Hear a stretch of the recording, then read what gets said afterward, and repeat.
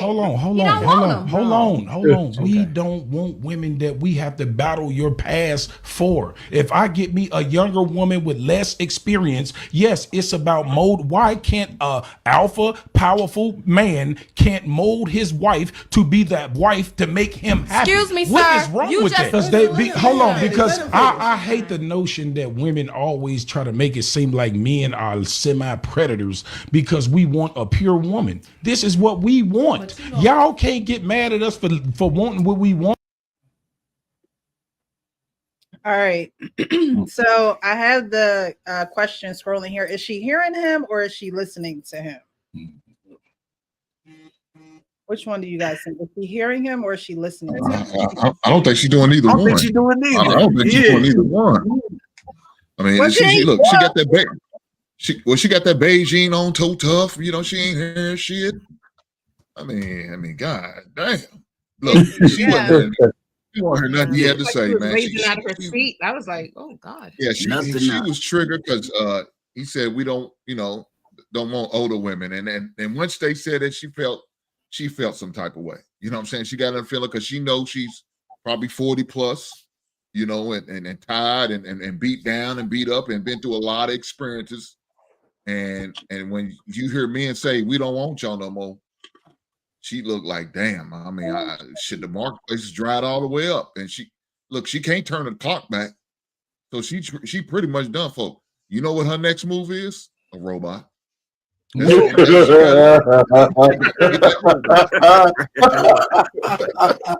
pretty funny too. There you go. Hey, no, man. Look, you definitely already seen her doing the shoulder lean the whole time my guy was talking. That's number one. But women get mad at men's preferences all the time. You know, you see on the pop the balloon, he say, yeah, I don't really like long lashes. She don't even have long lashes. She gonna pop her balloon like, well, I wear lashes. Let women. Like, this is what happens all the time. So yeah, I mean, and the fact of being like a 40-year-old man wanting a 27-year-old woman, women will act like that's predatory. Like that, like she's still a kid. Like, no, this is a grown-ass woman paying her bills, taking care of herself just like you. And this is what be happening all the time. Like, it's just weird. Why you don't want nobody your own age? Well, shit, you ain't trying to have no babies if I want one. You know what I'm saying? If I still want to have a baby, I'm gonna go with a little bit younger woman, and that should be okay because it's something that should already be known. You know what I'm saying? But we want to, like, sometimes when the women get on these podcasts, they just start acting like they don't know things that are already known in this world. Want to act shocked and appalled. You ain't appalled. You just seasoned. That's all, and it's okay. Because there's men out there that appreciate you too. Men love cougars. Like, let's be honest. When you was a young kid, a high schooler, you had that teacher. You feel me? You like, dang, man, Miss such and such looking good today. Like, huh? The teacher wasn't sleeping with the youngsters like they do today. Then that's true, man. But you already know the reason why that should be going so bad, because you can't keep your damn mouth shut. That's right. I hit Miss Segovia last night. Why you telling everybody? But yeah, that's what I gotta say. I'm gonna let my play. Well, you know, the funny thing is, one of the ladies could go real quick. I mean, I'll be short. Listen, first of all, if you're gonna get married, there's a reason why they call us the groom, right? I mean, we you know, nobody wants a woman they can't mold into their thing. And at the same time, if you're young enough, you're molding to her as well. But, you know, nobody wants to come home and argue with some ornery ass chick, man, who's been set in her ways and damaged by the world at 40 some years old. Now, not all chicks are like that. If you want marriage, right, and you're older, you have to realize that there's certain things that you're set in your ways with. Now, if there's no kids involved, then that's one discussion. But if a man wants to have kids, he's going to have to go younger, right? You know, the only problem with men, here's the one thing that men will do. Even if he's intentional about finding a woman, a wife, and he has a date with a chick that maybe doesn't fit the mold, the point is he might not walk away. He might still bang it out. And that's the mistake. You know, if you're not going to be serious with her, you got to be honest and just move on to the next chick. But a lot of guys, if they got a woman in front of her, you know, and she likes you, he might still taste the cherry and move on. And that's the big mistake too many men make, right? Because if you're intentional, you're supposed to let that woman go.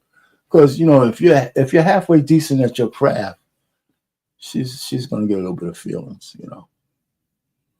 It just happens, you know. So you know, it takes a guy to understand. Some women you just have to walk away from, even if it looks like good fruit. Everybody not gonna make it. You know, I learned that lesson when I was in my 20s. So that's why I'm a happily married man. For being honest. Yeah. Anyway. Unfortunately, some men don't learn that lesson. Well, that's the way the world is. I mean, you know. And women too, like, you know what I mean? It's not a one-sided thing. Like, you know, there are signs where women should know. Unfortunately, some of them don't, but there should be signs of when you should walk away. Like, you know what I mean? When you shouldn't be dealing with a guy no more. I think those signs are very clear and evident, you know, when you've done the work and when you know what you want. So, wife school? No, you're absolutely right. And it's, you know, I'm just sitting here. You would think that if a person touch fire and get burnt, they wouldn't do it again. But when it comes to emotions and sexual relationship and all those things, we just keep doing the same thing over and over again. And it's just like, it's crazy. And I think, you know, we keep doing the same things over and over again because, like, the question says, is she hearing him or is she listening to him? And she hears what he's saying because she's not deaf. You know what I mean? She's not deaf, but she's not listening. And he, you know, spoke, and then she like right away went in with, which I don't want to, and then, you know, y'all want to mold and y'all want to teach and y'all want to cater and be seasoned and da da da. Instead of taking a second and hearing what he had to say and processing what he had to say, she just wanted to tell him why he wanted what he wanted when he's telling her why he wants what he wants, right? So she's not listening to him to say, okay, well, he wants this for this reason. He's not saying those things to placate to your traumas. He's not saying he don't want you because of what you personally have going on. But when you respond like that, you physically show personally what you have going on. It's almost like that saying, if the shoe fits, wear it. But if it don't apply, let it fly. And I think a lot of times, even in these spaces, women, there's a pain point that gets hit with a lot of women, and it's because the shoe fits. It's not because it don't apply and they letting it fly. It's because the shoe actually fits. And because the shoe fits, it's like, oh, they talking to me. Like I'm the they're talking about. And if you're who he's talking about, then maybe listen to what he's saying so you can become more attractive, or you can be that person that he actually wants to be with, even in your older age. Because it's not to say that you can't find a man or you won't be with a man, but if you don't let go of those things that men don't deem attractive or wanted in their life, then no, you will always be looked at as the seasoned, bitter older woman who can't find a man. But at the end of the day, when men talk, you should listen. If not, you will go in these cycles because they're who you're trying to be with, right? Like a man is who you're trying to be with. So if you're not listening to him, then you're really working against him. Absolutely. And a lot of these women, like they look the part, right? They look good, whatever. They think they look good, but they're hiding behind that and they're really not being themselves, or they haven't done the work because they don't have the capability to even listen. Even the concept of a feminine woman listens, a feminine woman respects a man or considers You know what I'm saying? So you just see on display that, like you said, a lot of these people that are up there, these gurus, just spewing all this information, but they're really hiding behind all that, and they need help. And they're contaminating the dating pool, the share of sevens, use your dark femininity. Oh It's my all God. about you, not about them. Right.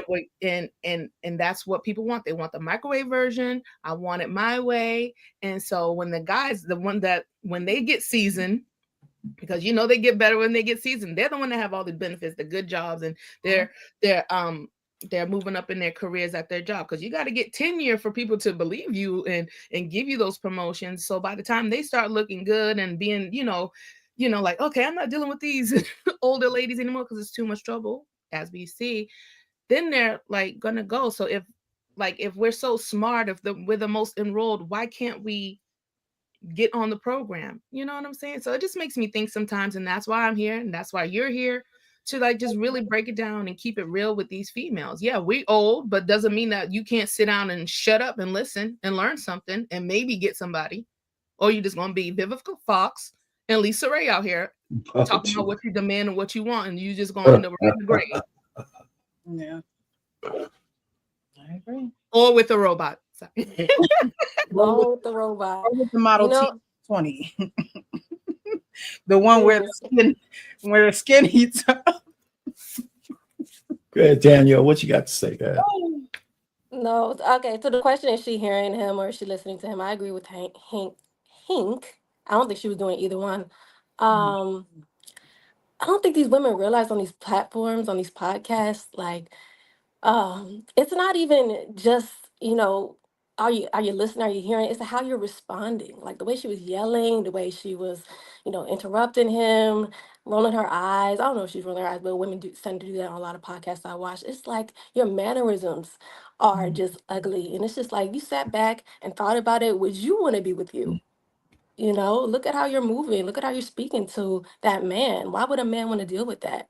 Like, it's so funny. We always throw the age out there, like, oh, a younger woman's more impressionable, a younger woman will listen, but it's not even about that, because it's all about her mind. Like, I've met women who are older that are impressionable, and it's how you think at the end of the day. Saying, I hear you, Mr. Payne. You're like, if you want to have a child, get a younger woman. But I mean, it's, you can have you can realistically, you can have a child with a 40-year-old, right? But I get more so, the reason I think a lot of older men get with younger women is more of the beauty aspect. But yeah, it really does all come to the mind, because the most beautiful woman, again, if you treat men badly, you're not gonna last. So it's like, we gotta focus on the mindset. And to a man, it's like, okay, so if you haven't been with a man, um if another woman hasn't been with a man, pardon me, or gotten a man in their early 20s and stuff, it's like, oh, it's more likely, absolutely, that their mind is a little off, or there's something that they're not doing in order to attract that man. But the women that are in their 30s that haven't found a man yet, or 40s, if they're working on what it is they need to work on, they're doing that. They're sitting back. They're not complaining on these podcasts. They're not being combative. They're doing what they got to do in order to find a man. It's like, look at these podcasts. It's like, do you really want what you say it is you're looking for? Because if you did, you would do the things in order to attract what it is. It's just, watching these, it just feels like these women want attention. And yeah, they think they want a man that will obey them and do what it is they think they want, but it's not. You'll never respect, no woman in their right mind is going to respect a man they can control and tell what to do all the time. So yeah, it's just, it's pathetic watching this back and forth, because this is like, if you really want the man you say you want, you listen to the man sitting right next to you. So that's all I have to say. Hey, one thing I wanted to just clarify. Listen, I agree with you. You with modern medicine, an older woman she's less likely to want to have a baby at that age.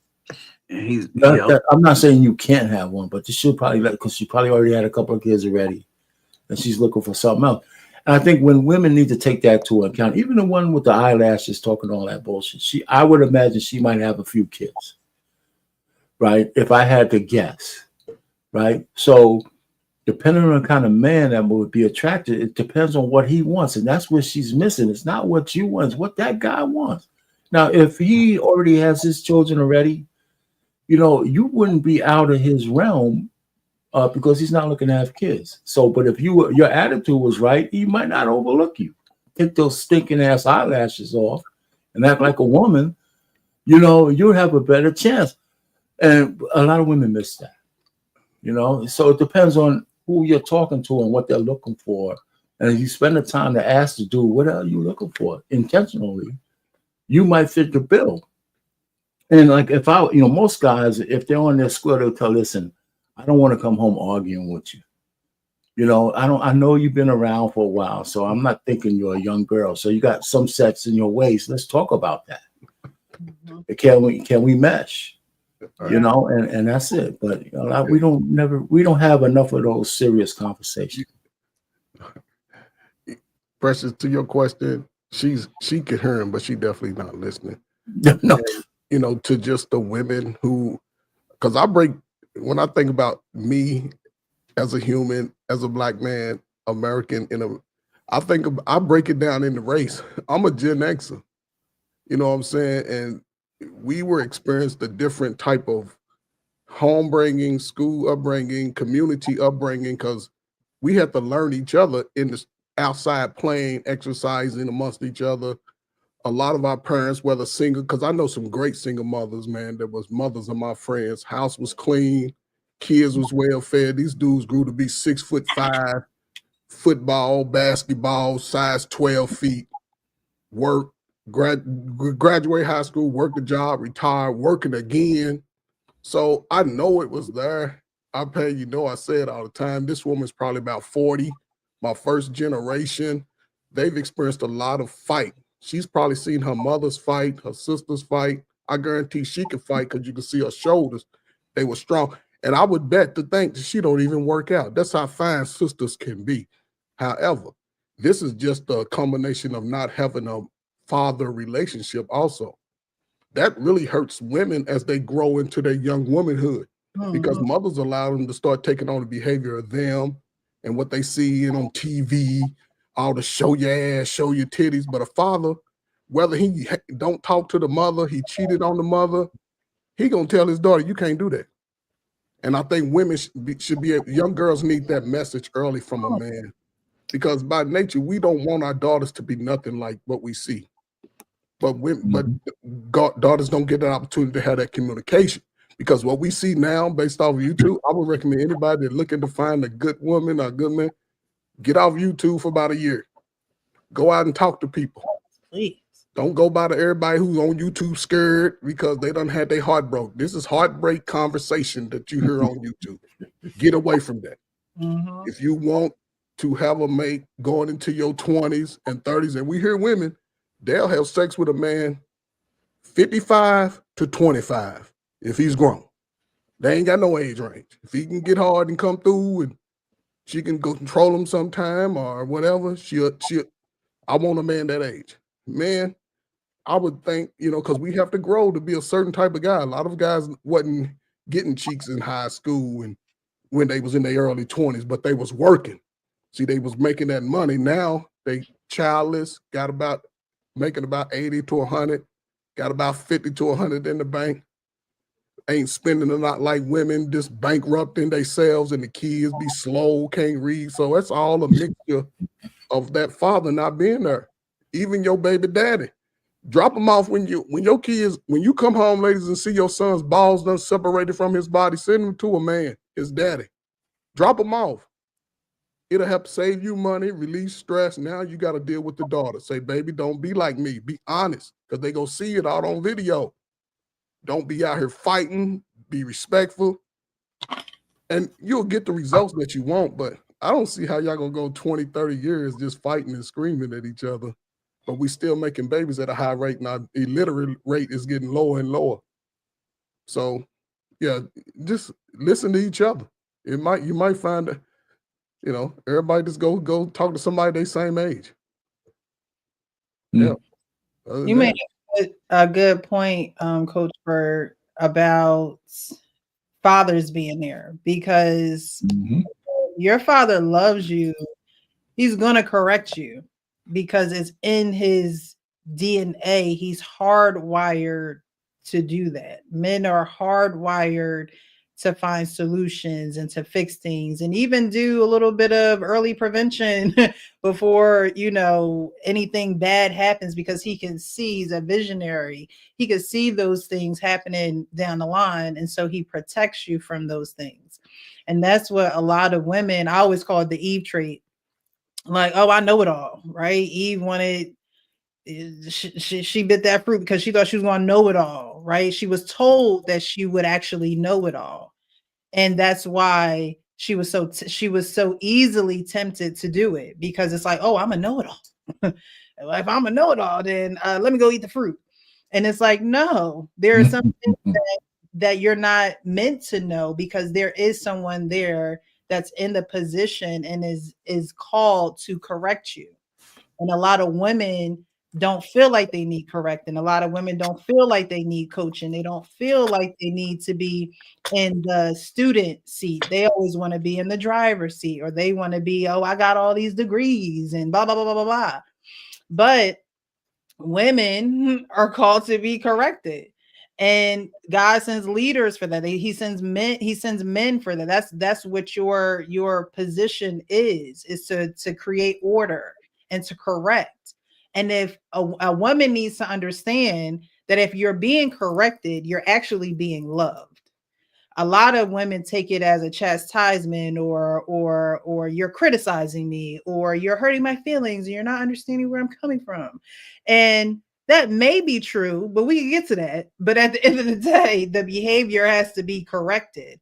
And if you don't see that your behavior needs to be corrected, then there's really a problem. And a lot of times you won't see that your behavior needs to be corrected, but that's why you need to listen to a man, because he's seeing you in a way that you're not seeing yourself.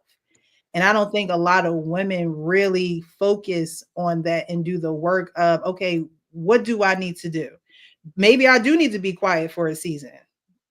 There's a season for everything. There's a season to be quiet. There's a season to talk. There's a season to tear down. There's a season to build up. There's a season for everything. And women don't go through the seasons the way we should. And so maybe the first season is to shut up. The first season probably is to shut up, to see where you're going wrong. I used to have this issue back in the day where a man would be talking and I would cut him off and just say what's on my mind. Yeah, but I know, but he's not even finished talking. And I had to see, like, that's a problem. He's not even getting his thought out. He's not even getting out what he wants to say. And I'm rudely interrupting, disrespecting. Now we're not getting anywhere. Now we're talking about what he said, but he really didn't say the whole thing because I ain't let him get it out. And now I want to say what I want to say because it's on my mind right then and there. But that's something that you have to have someone actually point out to you, and they say it. They shouldn't have to say it a million times. They shouldn't have to do that. But when they say it, and when they say, hey, this bothers me when you do it, you have to be able to take accountability and say, you know what, I do that. And that is rude. And you need to work on it by not doing it, by be intentional. Like, okay, I'm just gonna sit here and just I had to learn how to do that. And it's funny because a lot of people have seen me on these panels and they're like, you don't even interject and little do you know that used to be my life. I used to interject. That's something I had to learn not to do. And maybe even something as small as a panel can help a woman do that, because you should wait your turn to talk. You should let somebody else talk when they're talking and they have the space and opportunity to. But that's not something women automatically, unless you're like a laid back woman, you're really, really quiet. That's not something that you're just going to automatically do. That's something you have to be taught. That's something that has to be brought to your attention. And if a man loves you, he's going to correct that behavior, bring it to your attention. And it's not for you to get mad or look at him as if he's trying to control you. No, he's trying to love you. That's the way a man loves on you. He corrects you, and that's okay. Go ahead, Coach Ferg. I'm sorry. No, like mention this to you all the time. See the great balance you have with father. See that? See that? If young, even because I just look at what's been happening in real life, the behavior. You go from the south to the north, right? Mhm. And what is being taught to those 20, 21, they hearing this type of message of fight, fight, fight from the time they can walk in their house. They can go right to their cousin, their auntie, their brother, uncle, and that's what they see. So when they get out into the world, they don't trust anybody. They don't even trust themselves. A lot of them just go. And that's okay. But at some point, especially today, because information is more available, more readily available, you ain't even got to talk to nobody. You can just start reading it, read that shit out loud so y'all slow people can understand it. Hear the story come. It helps you. Believe me, ladies, it helps. But they've seen it for 20, 25, 30 years.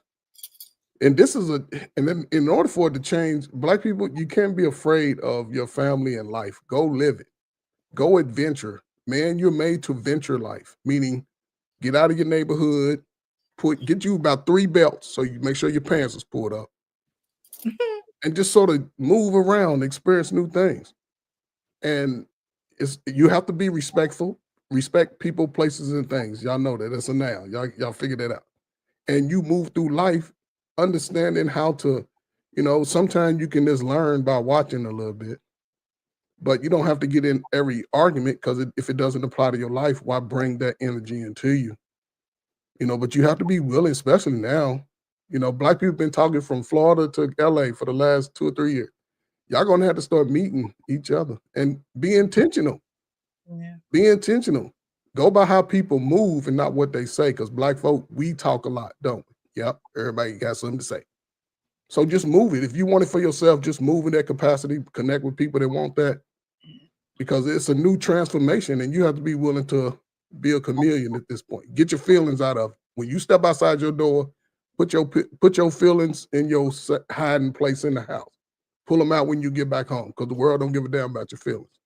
If they did, Black people would be making more money.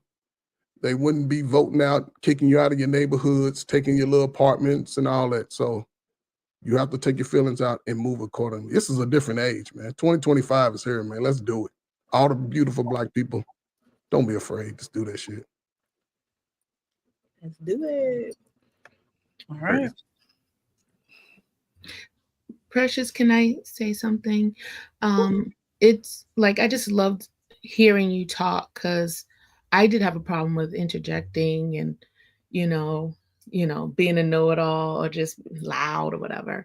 And sometimes you learn the easy way.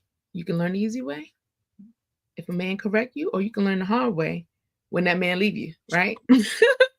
Or somebody really check you. And often I don't really hear this talked a lot, but I know the guys say it, but I don't hear it a lot, being spoken of by, like Christian content creators. And the Bible says, let the woman learn in silence. Mhm. That, it's a nice way of saying, shut up, sis. And learn something real quick. It's a nice way. Learn in silence. So, if people aren't even listening to God, submitting to God, and listening to what his word's saying, the men are going to have problems all day long. So let's start there. What did God tell you to do? What did your maker tell you to do as a woman? Learn. So he didn't just say, be quiet. He said, learn in your silence. So learn your man, learn your attitude, learn that you're about to well up and, like he said, be all tough with the buff. Like, learn that, wow, this is something I have a problem with within myself. Why aren't I listening? Or why am I getting so upset at him saying that they don't want 40-plus-year-old women? You know what I'm saying? So we have to learn ourselves and take the time to do that. And you're not going to do it like Coach Ferg said, being online all day, listen to Heartbreak Hotel and Heartbreak Pill. You know what I'm saying? All these pills out here. You got to get out, do the work, and really focus on being intentional, moving in a different way. And you'll get results so fast. That's how it is. I think what you just said, wife school, is like, if you can stop being triggered, right? If that lady would just said, okay, you said you don't want a 40-year-old woman, but it depends on what phase of life you're in. What are you looking for in terms of if you're still wanting to have kids? Then if you lead with that, then it's a little bit more understandable if the woman's finished having children, right? She wouldn't be as triggered. So sometimes when we explain as a man why I wouldn't want an older woman, if you kind of lead with like the reason why I want somebody younger, I still want some more children, you know. And if you're not having any more children, then we don't have to argue it that you wouldn't feel attacked because you just don't qualify for what I want. And I'm not going to ask you to have kids when you're 45 years old, right? So you and I just won't mesh that way, you know. So, but we don't have those kind of conversations because some people don't read between the lines on both ends. If I was the guy and that lady who was triggered, she was triggered anyway, but let's just say she was a little bit more calm. He didn't really explain why he wanted a younger woman until it's not just a groomer. He might still want to have a family. Then that would make it a little bit more understandable. I want more children. I need somebody younger for that. Plus I could groom her. I tell ladies, listen, most men want a woman they could mold, right, into somebody to be a good wife for him, especially if he's dedicated and taking care of her the way a man should when you're married. I tell people this all the time. In my relationship with my wife, I will never ask her to do the things I would probably do for her. Right? My obligation to her far exceeds what I would ask her to do back to me. That's what most men are. I believe we love harder than women do. And I think once we're married, I think we give more than women will give back to us. If I lose everything, I'm on the clock. Right? Some women will stay with you forever. But for the most part, I still have to have an expectation of being able to take care of her and the kids and all that kind of stuff. The promise I made to her father, those kind of things. We don't make those kind of promises back to us, you know? And then it's not only when I'm alive, we take care of our wives when we die. Women don't take care of men when they die. You know, so yeah, our obligation, I think, goes a lot further than women give us credit for in a good marriage. That's all I'm saying. May I interject? I had to listen to one of my friends. I consulted one of my friends, Trey Ferguson, his name is Carl. And I asked him, I was like, why aren't women getting it? Like, what's wrong with them? Like, he says that because women don't think in terms of time. They think they have endless time, endless chances, endless this and that, and then they price themselves out. But men, they're very intentional because they view things in terms of time, in exchange of their time, in exchange of their money. So they're like, okay, I have to find a young woman, so I want to take care of her. Or I make this promise. Okay, I have a goal. So it's like all these time goals and constraints because they're more realistic, And he says, I'm planning ahead. I have my contingencies to take care of my wife after I'm gone. So men are more strategic, and we're not utilizing them as a helpmate. We're competing with them, but the world lies to us and says that we have all the time in the world, and we really realistically don't. That's why we always miss the goal. We miss everything. So if we know we're not having kids, like Arpain said, get with the man that don't want no more kids. You know what I'm saying?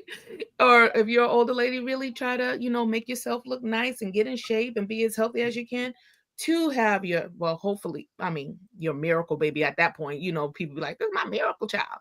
But stop waiting so late to have a miracle and use the time God gave you in the right way.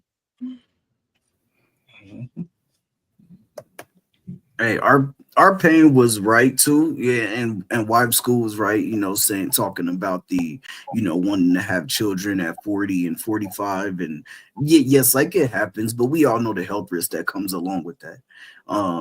You know what I'm saying? We know it happens, but we all know that that's gonna be very hard on that woman, is gonna be very hard on that baby. It can be drastic. So I wouldn't be banking on trying to have kids at 40. That's number one. But the crazy part about that video is that that's where the conversation really took a turn. Like they could have had a real constructive conversation, a real good conversation, but not just her, but the rest of the women on that panel. The woman who brought up the fact that men feel like and just age out of the dating market, she the one that took that whole thing into that whole thing, right? But not only that, and then something that Wife School said about women being the most enrolled. And I said this a couple of times, but it's something that I noticed after Kevin Samuel said it. When I went to college, a lot of Black women were going to college and they were graduating, doing their thing, getting up out of there. The women who was in the white sororities and or just was in engineering departments, they were really focused those first 2 years on their education. And they had a man their junior year, their senior year. When they graduated, right after they graduated, they were engaged and then they were getting married. So, you know what I'm saying? I think that our women are just so hyper focused on their education, getting into the man is nowhere in there. A man, a husband is nowhere in there. Who was getting You know engaged? what I mean? And so that I think that's where it goes back. I'm telling you, man, the girls that was in the white sororities, engaged. Okay. Yeah, okay, I get it. You just said white sorority, so I'm thinking you was talking about the sisters who went to the white sorority. You was talking about the white girls. No. Yeah, I'm talking about the white girls, yeah. that look, the Asian girls over. You know what I'm saying? They in there, they're going through rush and they going to formals in their junior senior year and engaged. You know what I'm saying? After that, now they getting married about a year after college, like literally, man. So they're growing with that person, not waiting until they get to the finish line to want to be with them and things like that. They're getting them right there in college, where you can't say, well, you just came along for the ride. You know what I mean? And so, and just lastly, I think that we should put our kids, our daughters in sports. Why? Because your coaches don't lie to you, man. Your coaches do not lie to you. This is the problem with some of these women that go on these damn panels. They so used to being lied to because niggas will lie to get the box. Number one, right? Your mama will lie to you, your daddy will lie to you sometimes, right? Oh yeah, you this and that, you this and that, you this and that. But then when you get on that basketball court, you get on that, you know what I'm saying? You get in that hey, you're too slow. You ain't hitting that corner quick. Like you got to hear shit real and raw when you play sports. Your ass wouldn't be so triggered if somebody was being honest with you from the jump. Girl, you ain't cute. You don't need your pop the nails off and you're gonna get to practice. Okay. You know what I'm saying? I don't know how they play Don't with come here with no lipstick on. Take that shit off. Yeah. You know what I'm saying? We had a girl here one time playing basketball. She went up to shoot, came down, hit a girl white shirt, had makeup all over it. If I was her coach, I would have told her ass to take that shit off. You know what I'm saying? But put your daughter. If you don't want to tell your daughters the truth, put them in some damn activities, man. They coach gonna tell their ass the truth. Champ, I hope you sign up for the next coaching position that you can, brother. He's not lying though. He's not lying. Like I said, women need to be corrected. And a lot of times if you've never played sports or you've never been in a situation where you have someone that is coach to you and they are coaching you or mentoring you, whatever the case may be. But a lot of times it is with sports because like you said, they're going to tell you the truth. Like they just, and then there are going to be consequences if you're not doing your job correctly. You know how many suicides we had to run? Like there will be consequences. Even a good boss will let you know when you slipping, and you'll listen to them because hey, you want that check that raise for that review. You know what I mean? And so it shouldn't be any different when it comes to a man who chooses to spend, you know, the rest of his life with you. It's like you choose to listen to everybody else, but you're not going to listen to the person that's going to be laying next to you every night. I don't understand how that works. It's just like, get out the game if you not trying to, you know, adhere to the ways of the game, you know? So but I definitely agree with that. Women who are not in sports and things of that nature definitely, or and don't have a father figure, definitely find it harder to submit to an authority, to listen to an authority, to take anything that they have to say as correction and love. They'll take it as criticism, and being offended is something that is personal. To every female, right? Every woman. Offended, that's a personal problem. You know how people like, that's a personal problem, right? Right. Mhm. When you are offended, that's a personal problem because you haven't worked inside of your person to not be offended. And that is something, that's another thing that I believe that women have to work on. Again, if the shoe fits, wear it. If it don't apply, let it fly. But I Right. think a lot of times that offense gets in the way and you actually build a fence and now you can't really connect with that other person. You know what I mean? So I like offense is something else that we have to get over. We can't be crybabies. We can't, and we can, but there's a way to do it. There's a way to be a crybaby to your man where it's just like you're still respecting and listening and understanding where he's coming from. So that's kind of like a femininity manipulation tactic a little bit. I ain't gonna go into that, but that's where, you know, if you are doing all the things, then your little bit of crybabiness is not really going to, he might think it's a little cute because you don't really do that, or you don't really, you know, go to that side of trying to get what you want. But We there ain't is gonna listen. but you They can't gonna shut it down. They're like, girl, you done did that last week. It ain't gonna work this time. you can't do that all the time to the point where it's like, you know what I mean, you're being disrespectful, you know, you're trying to get him to do things he don't usually do, you want him to serve you. We're going to get into a video about that. You got to get, we as women have to get past things, and these are things that are done on a daily basis, right? We have these conversations and it's like, oh yeah, we need to do that, but it's something that we need to focus on and we need to be intentional about. I believe in writing things down and posting them so I can see them on the fly. I can see them on the go. So it's always a reminder that if I'm not thinking about it, as soon as I see it, it's in my mental. It's like, oh, I need to focus on that today. I need to focus on this today. I need to be intentional about this today, because if not, it's out of sight, out of mind for me. I don't know how it works with other women, but out of sight, out of mind for me. So it has to be something that I'm intentionally seeing or intentionally reading or putting it in an alarm in my phone or putting an alert in my calendar, because it's important. I know my cousin, when I went to go see the Usher concert a couple years ago for my birthday. Mm-hmm. When her husband called her, the message was like, what does she have in there? Stay calm, talk to him sweetly, or something like that. But it was a reminder that when he called, she had to check herself before she got on the phone with him.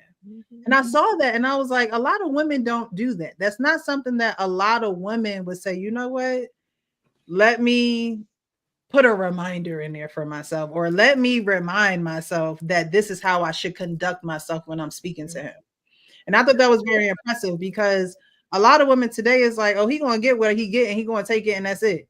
And it's like, no, nobody's operating like that. That's not the order, the chain of command, or that's not how it should go.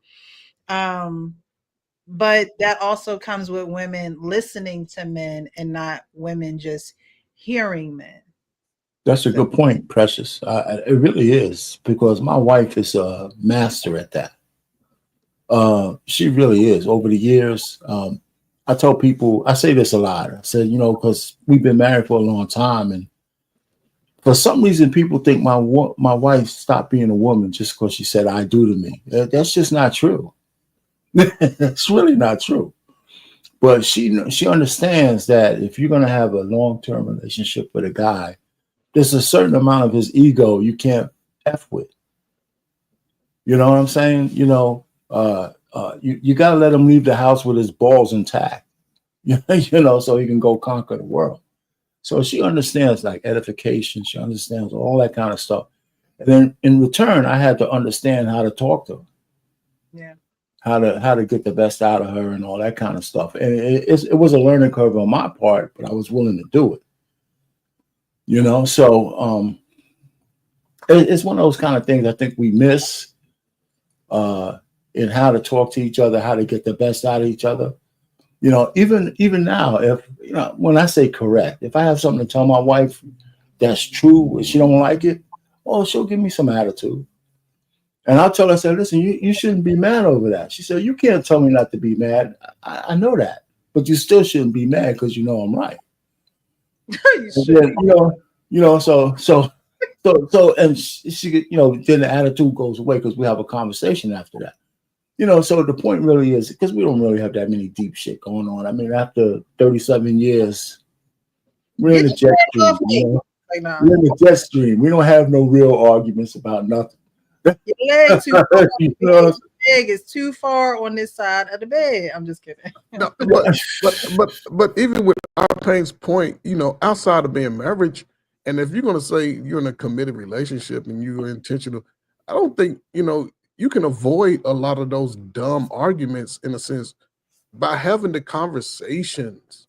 You know, this is the time where Black folk, most of our issues come from our home, come from our cousins, 2 cousins over, our immediate family. And we've been dealing with that since we were born. So I don't understand how we struggle with people who are not.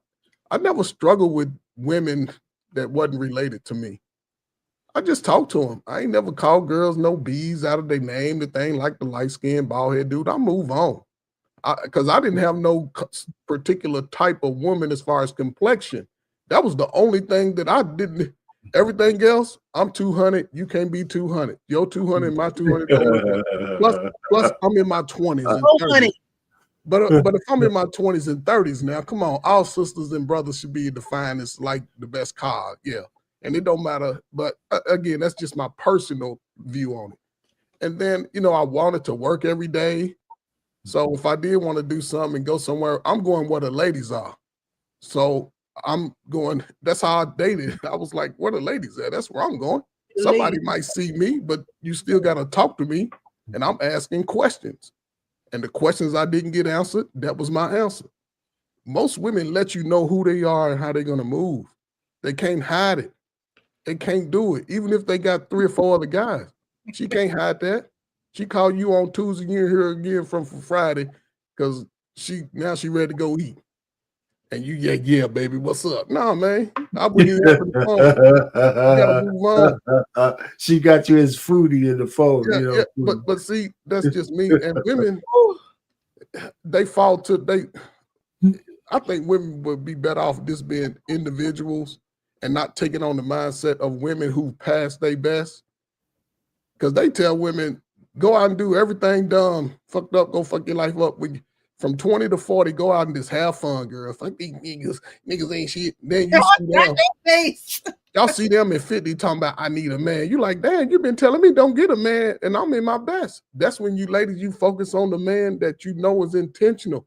Because most brothers who are trying to get out here and understand they have to survive, because y'all got brothers that mamas didn't give a damn about. Barely graduated high school, wasn't motivated to do nothing, don't know his daddy, but y'all know his daddy. So you got to live in that reality. And if women just when they get to the point where they mad at their mama, go find the daddy. Talk to him without the mama. And let him teach you the ways that he don't want you to go with you and your mama and daddy move. Because mama ain't going to tell you she was just having sex with the dude. He was in a relationship and he left me. No.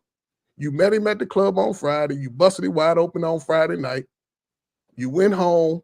you was pregnant because y'all get certain time of the month, everybody out chasing the club, but it wasn't no relationship, and the man is expected to give up everything, but he wanna, and most of the time he wanna be in your life. He wanna come over and take you to the game and shit, take you to go shoot ball and run, teach you how to dress nice as a woman. He wanna make you, but mama ain't letting it. This is where we are.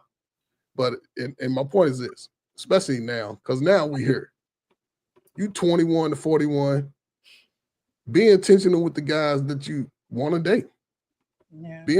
Come up with a list of 5 hard, I mean, no Diddy, 5 hard non-negotiables and 3 negotiables, 4 negotiables. Let him read that shit. But you got to expect he's going to want something out of you. And it might change your lifestyle. You can't hang out with your girls and be on the phone. You can't have no extra male friends. All them dudes got to go. And they can't come over. Can't nobody come over to the crib. None of that shit. Even your friends that borrow money, no, girl, I can't let you. And you might lose them in order to grow. A lot of women are afraid to that because they believe in that. If everybody else leave me, my sister's gonna be. Your same sisters will sleep with your man and take all your kids' juicy juice and lie in your face and cry. Come on now. Come on, You preach. got to be better than that, brothers. Go by what a woman do, not what she No, said. you're right, Ferg. The only correction I would make is you can't just have all those damn lists for just a relationship. You got to be intentional about whether you're going to marry this chick. Yeah, that's what I'm saying. Married, everything, but people avoid the conversation. I'm saying because Yeah, I agree with that. coming in for the cheeks. Most people, you can't do that. When you get intentional, our pain has a great example. Back up a little bit. Give yourself 6 months, 90 days if you can, 6 months, and then you see the woman that you want, and she'll see you back. She'll look in your little funny looking eyes and be like, "Oh, he cute," but He cute. I don't know, man. I don't know. It's hard, man. No, you're right, though. You're right, though. I mean, if it's intentional, meaning you want to do something meaningful, I don't believe in dating anymore. I dating and all that's just all bullshit. You think that's either over our pain? intentional towards marriage or you're not. Because when you have that back door open, all kinds of shit creeps in. It really is. So, so now that I'm thinking, because I did that live on BMU's channel just last Monday. If you want to get married, you should let your intentions be known, both men and women, right away. Maybe not in the first date, but somewhere early so you don't waste time. If you're sitting down talking to a woman, it's funny because it came in my mind with my wife, a very first date out. And I met her parents already because I had to pick her up from the house. And I told her, I said, I don't want another girlfriend. If we're going to be together, we got to do something more meaningful towards marriage. And I just waited to see what she said. Now, I didn't ask her to marry me that day. I might have been for it, but I wanted to let her know that I'm not just trying to bang her ass out, even though she was cute, right? So she responded favorably. So we went right from that first date to courtship. Right from that, we were courting because we got engaged 5 months later. So everything we did was intentional for us to be together. And even up to the conversation where I had to tell her, listen, don't be putting your best foot forward. I want to know what you are like when your feet stink. Because I'm letting it all hang. Because we had this little thing. She said, I'm trying to put my best foot forward. I don't want to know that. I want to know if I can live with you. Right? I don't know where I got it from. I don't know where I got it from. I was an asshole back then, but for that, I'm still an asshole now, but that's a different kind of story. The real pressure. But the point really way back then, I was so intentional about finding a wife. It's crazy. And this reflection of seeing all these conversations up here, really, I don't know where I got it from. I was looking for a wife. And I was like 25, 26 years old. But I think 25 and 26 years old, their mindset is completely opposite of what you described today. If you I know. That's a shame.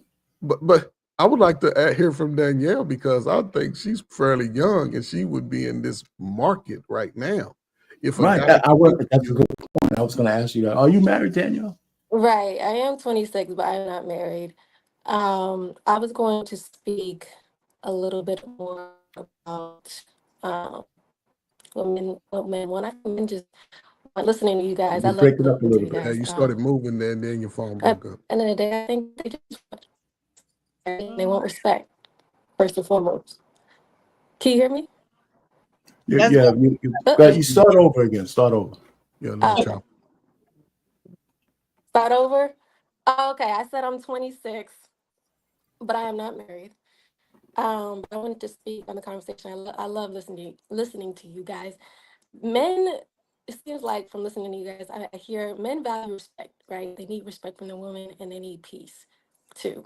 But I think even men in the most chaotic position, the woman comes with like other chaos. If she respects him, he's gonna stay, you know. And I think that the problem is when it comes to, and that comes at any age, but it seems like, you know, men lean toward more dating younger women is because they're not they don't experience like the feminism and the all the stuff that really at this state disrespects men. You got women saying that we don't even need men, so that's where I think men lean more toward the younger women. But again, that comes at any age.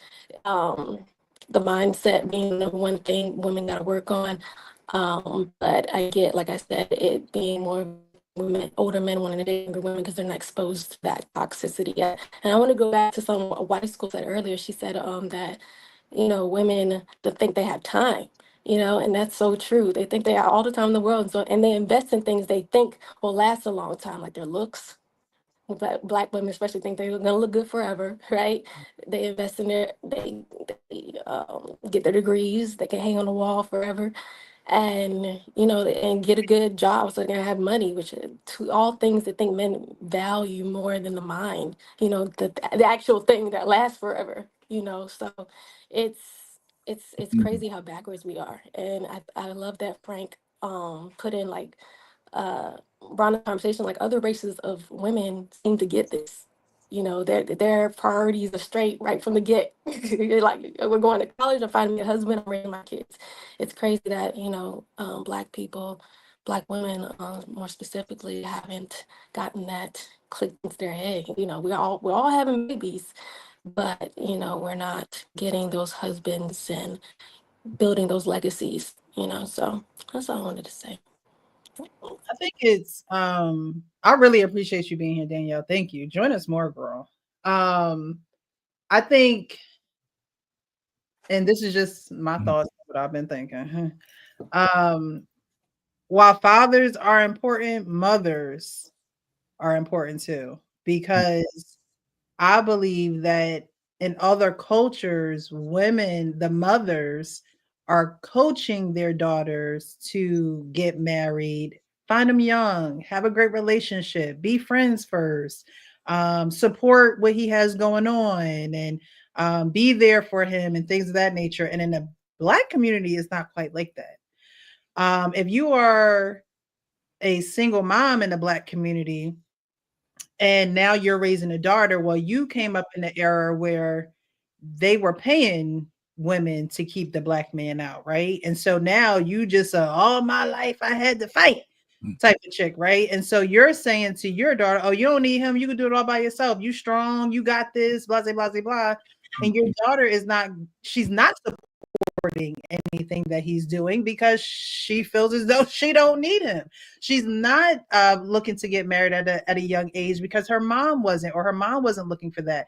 And so I think the conversations are totally different from one culture to the other about marriage and things centering around marriage. Even those who are what is it when they pair you up, I can't think of arrange, right? Like, so that's an ideology and a principle that some cultures practice because of the importance of it. It's like, I know what you might want to do, but this is what's best for you. We're gonna put you with Johnny Joe down yonder because he comes from a great family. He has great principles. He's very disciplined. And so are you. You come from a great family. You're very disciplined. You have this type of mind. And so we think that you would mesh. It's kind of like when you go to college, right? They ask you to fill out this questionnaire about how you are. And so they could pair you up with a roommate so that y'all could cohabitate, you know, in a peaceful state as close as they could get it to the surveys that you fill out, and you being real with yourself. You know, do you like a person who plays music? Do you not like a person? Like, they give you these things in college, right? Because it's something where it's just like, I want them to be able to cohabitate peacefully. Well, when you are going to marry someone, those are things that you have to know, to me, before the college stage, right? Like, again, these cultures see the importance of marriage and how families come out of that. Whereas if you're in a culture where you're not even starting off in a two-parent home, then you're not getting a full scope of what it should be, and you're not being encouraged to live a lifestyle that will give you that family. I mean, now as you get older, you hear women saying, oh, well, you know, women didn't have to, or women had to stay at home. They couldn't work. They couldn't. And now things are changing, and women can do this and women can do that. And women, it's like they're pushing, or they're pulling women out from what the natural core of family needed, right? Like, the family needed that woman to cook because the woman took care of the nutrients for the family, right? And now it's like, oh, well, you know, we're retired and it's a lot with the baby and da da da da. And it's like, that's part of being a woman, though. Like, why? How are you tired of being a woman? Maybe you don't have the right man.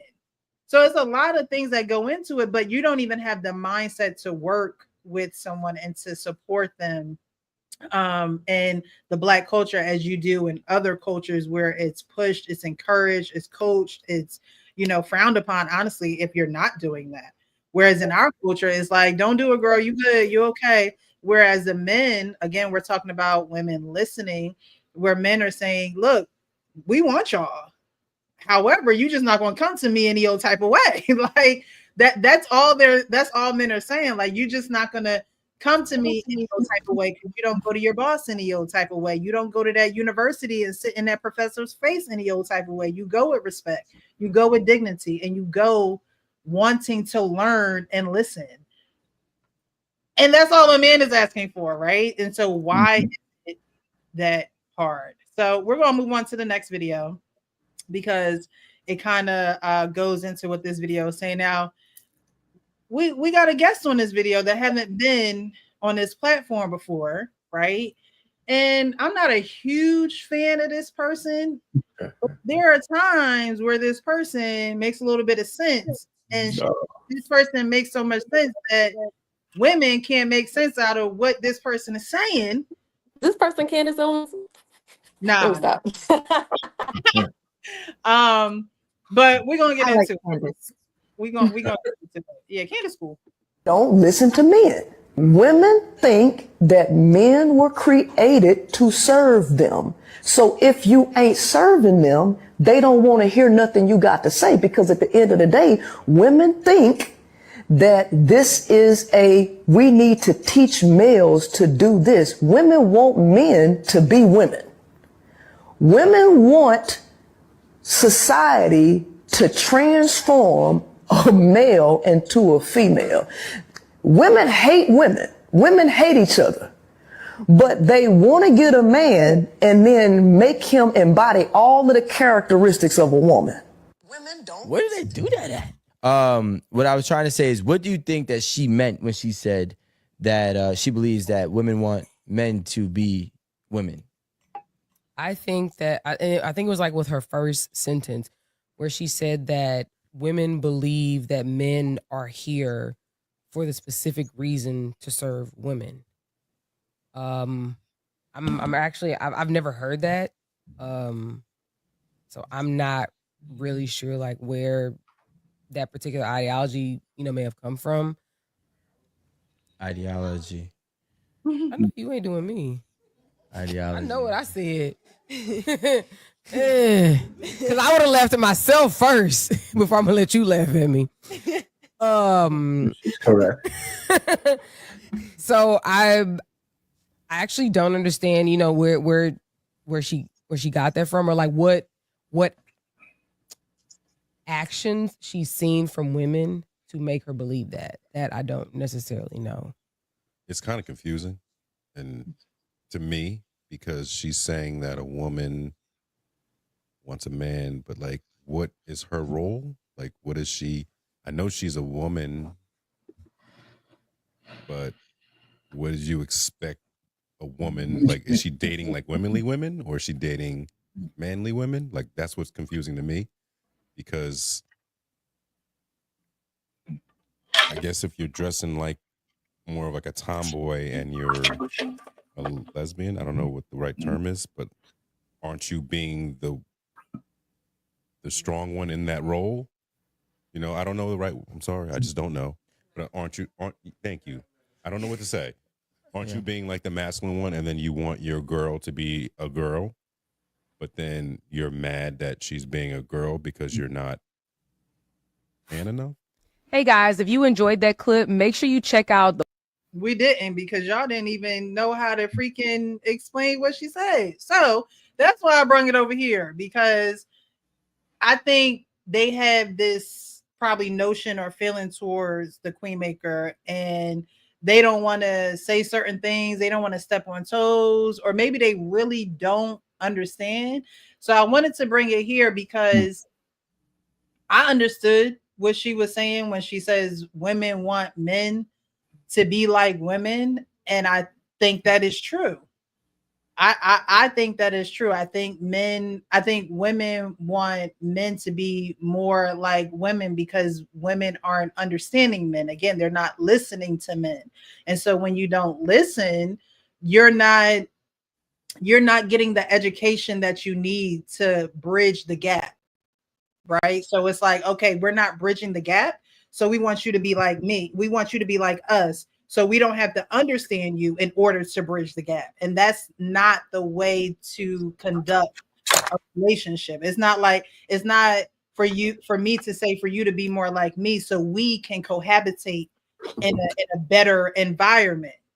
It's for me to understand you, and for you to understand, for me to accept you, and for you to accept me. I'm not trying to change you. I'm not trying to make you be something that you're not created to be. I don't want to, yes, we're going to change and mold and become one, because that's what you're supposed to do when you join with someone. But that there shouldn't be so much friction in that I give up and be like, well, why don't you just do this? You know how women be like, well, why don't I told you to take out the trash and you ain't take out the trash yet. Well, just because you would have done it right now don't mean that he should do it right now. You know what I mean? Oh, well, I think that when I have an emergency, it's an emergency for you too. No, it's not necessarily an emergency for me because it's an emergency for you. So there are times where women want men to be women, and y'all are not women. Y'all are men. You think like men. You operate like men. You're wired to be a man, and the way that you're called to show up is different from the way that a woman is called to show up. So I can't ask you to be like a woman, because then I'm not going to get what I need in this relationship if you being like a woman. But those are just my thoughts on what she said. So who wants to go next? Let me go real fast. I'm going to be quick. A couple of things. One, she's right, but sometimes the messenger matters. Mm-hmm. She's muddied her own water so bad it's hard to even take even good information from her. But she's right. Mm-hmm. Women do want men not necessarily to be women, but they want us to behave like women, which is almost the same kind of thing. Mm-hmm. They want us to respond like women. So it's a mistake. The problem is there's too many men acquiesce to that bullshit.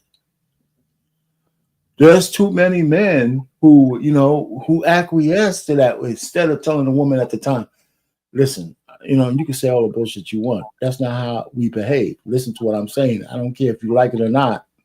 I'm going to move on. So the other thing is, excuse me, women are the masters. Let me stop it. Women are the mistresses of projection. You guys are the mistress. All the shit that you say that what's wrong with us is absolutely the biggest problems y'all have. Oh, men cheat. Well, man, women been busting it out for men all the time. Women cheat more than men, and it's been that way for a very long time. You know, women just weren't stupid enough to put it on social media like they are now. Back in my day, there were so many men raising kids that weren't theirs, that they thought were theirs. You know, so let's stop the bullshit. Women been busting it out for guys forever. Hey, So, is the so- word? Oh, Huh? I'm sorry, you weren't done. I'm sorry. No, I'm gonna be. So my sister, the Queen Maker is right in her little bubble, but the fact that she's so tainted with the bullshit that she's done, you know, it's hard to even get a good message from her. But the people on the panel, you know, even the lady in white saying she doesn't understand, that's a lie. You understand what she's saying, you just don't want to agree. You know, so women have spent the whole feminist movement is about emasculating men to elevate women. And in order for it to work, you got to have men who are pussies. You know, because the truth of the matter is everything that a woman in America or the West has is at the good graces of men. If men actually said, you know what, enough is enough, there's nothing women could do about it. Nothing. There's no army. The only army you have is the army of simps. And that army is pretty big.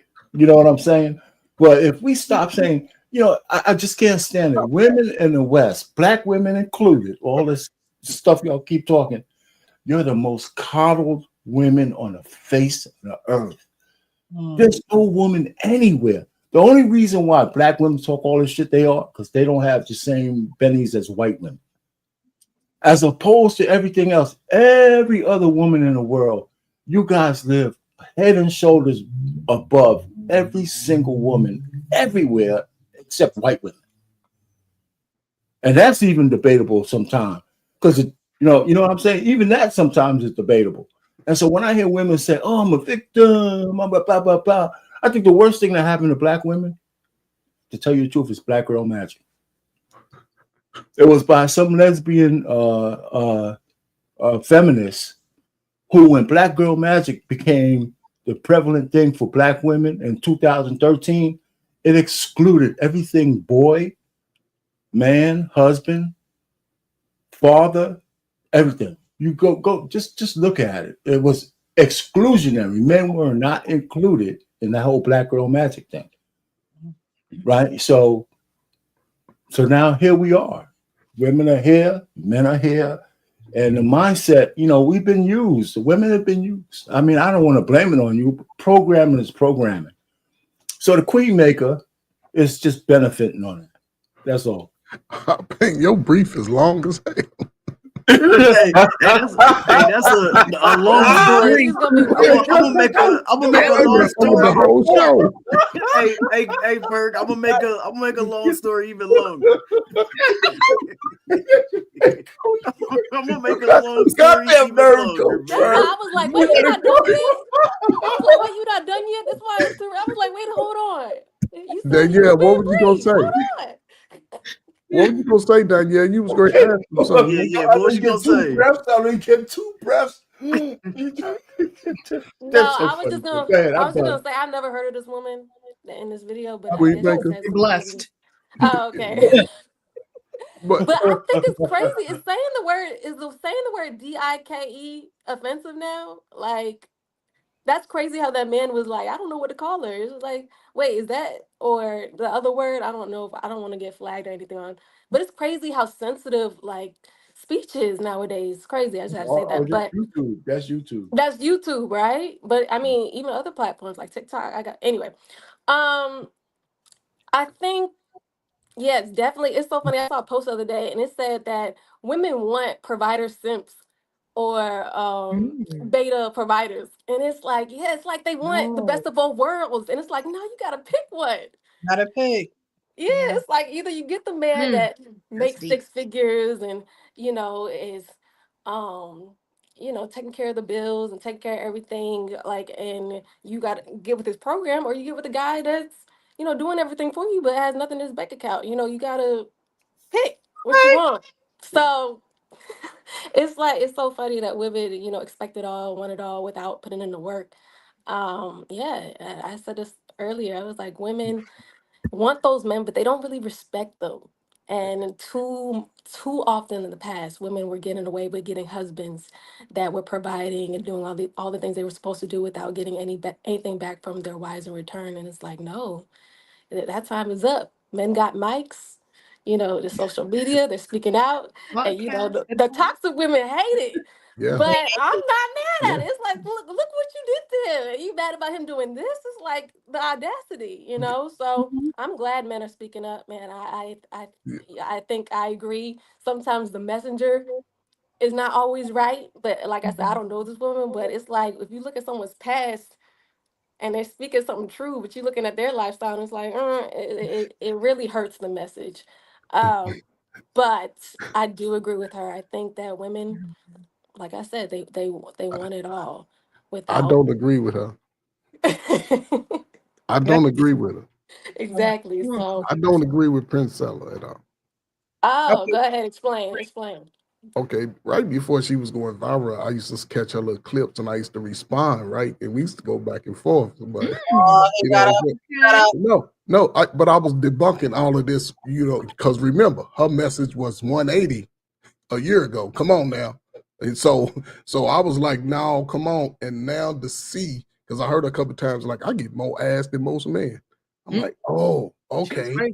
So I can understood how that works for women, because like she said, women want the best of both worlds. She's a prime example. She has completely flipped her message, right? And those beta simps, a dude in his 20s and 30s, I don't trust him when he got them holes in his jeans. That ain't the type of man that I would even, have a drink with, and he was sort of well, I don't know. They didn't speak the truth about her message. And in a sense, she's telling the truth for women. She's exposing the women, right? But that's not going to prevent her from getting cheeks either. Believe me.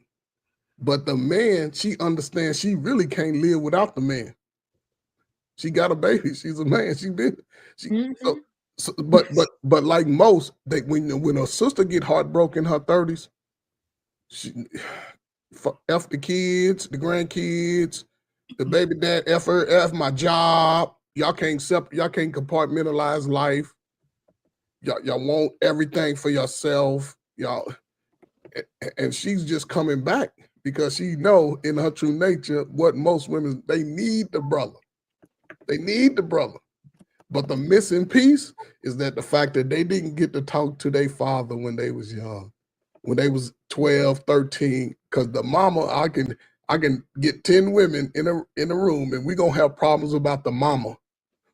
We ain't gonna help the daddy, he wasn't in my life. Is that a bad thing? Yes and no, because he didn't help you guide you through your emotional time and your love thyself in a way that you don't have to spread yourself.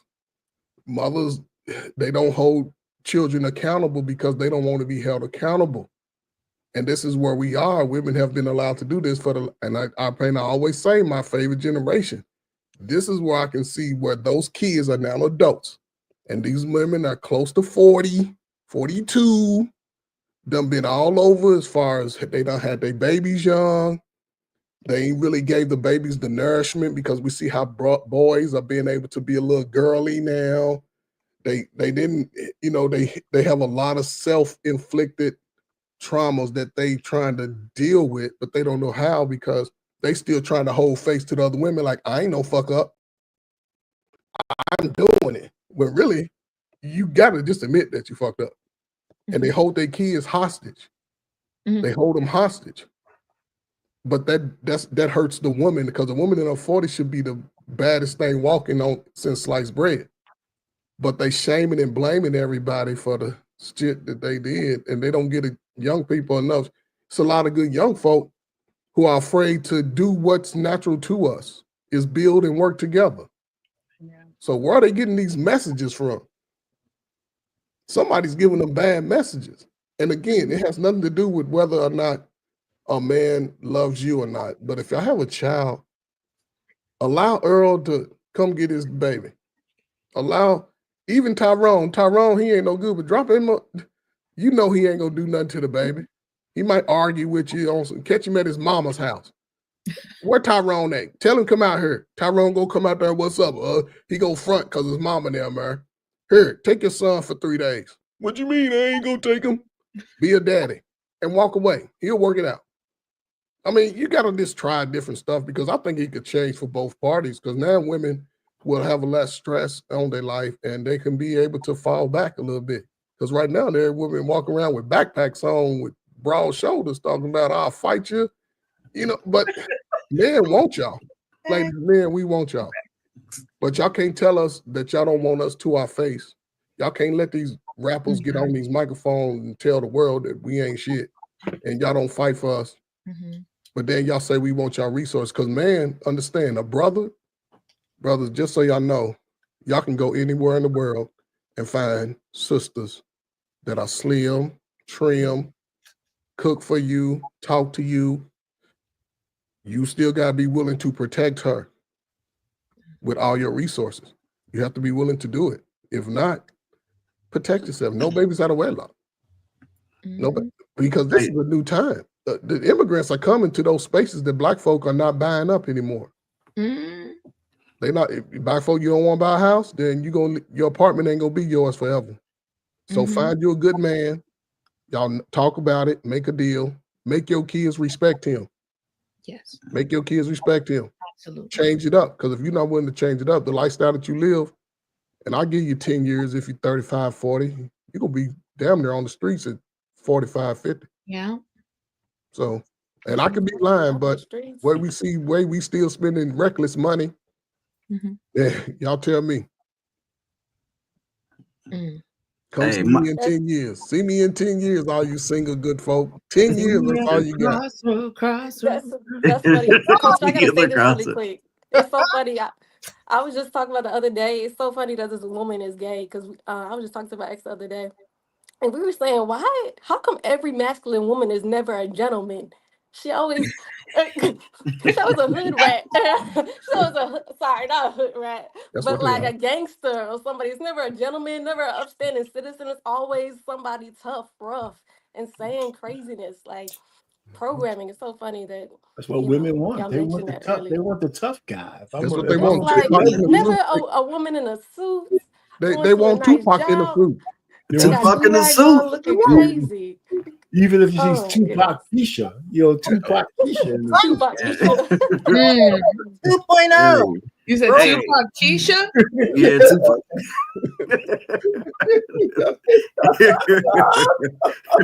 I represent Priscilla. I think that and I don't know Princella. I know of her from this space. I was on a platform where a person that she dated was also on that platform. There was like this drama going on in the YouTube space. I don't get it. I find parts of YouTube like high school. And so I don't necessarily get all involved in it, but from what it seemed like, the parts that I did catch, it seems as though she dated this woman who was bi-curious. I don't know if she was fully bisexual, she turned her out. And the Queen Maker felt what men were feeling from women and what men are now opening up about. What they say every man got a mic. Well, she was actually feeling empathy for the man because she went through this relationship with this bi-curious woman who had a child, children, and now she can feel the plight of men because she has experienced this woman who is looking at her, and Princella is supposed to be this masculine woman, right? But at the end of the day, she's a woman. She can have another child. So as masculine as she want to be, as gangster as she want to talk, as much of a, trick daddy Trick daddy guru. Okay. At the end of the day, she's a woman. Yeah. And she's actually coming to the light saying, hey, look, women want this. And she could have been one of the women herself because she has a child and she had a child with a man she was married to. So it could be a self-reflection thing. Like, I'm not going to admit it to y'all, but I was there once too. And this is my opportunity to actually spill the beans, since I date women who look at me as the masculine figure in the relationship. I can now see what men go through because I'm experiencing it. It's funny, I was out to eat yesterday and I was sitting next to, they were from Boston and they had to drive back to Boston. And I would say they were around 26, 27-ish, right? And the girl, they were white. And the girl, it seemed like it looked like they got penne pasta. I was being nosy.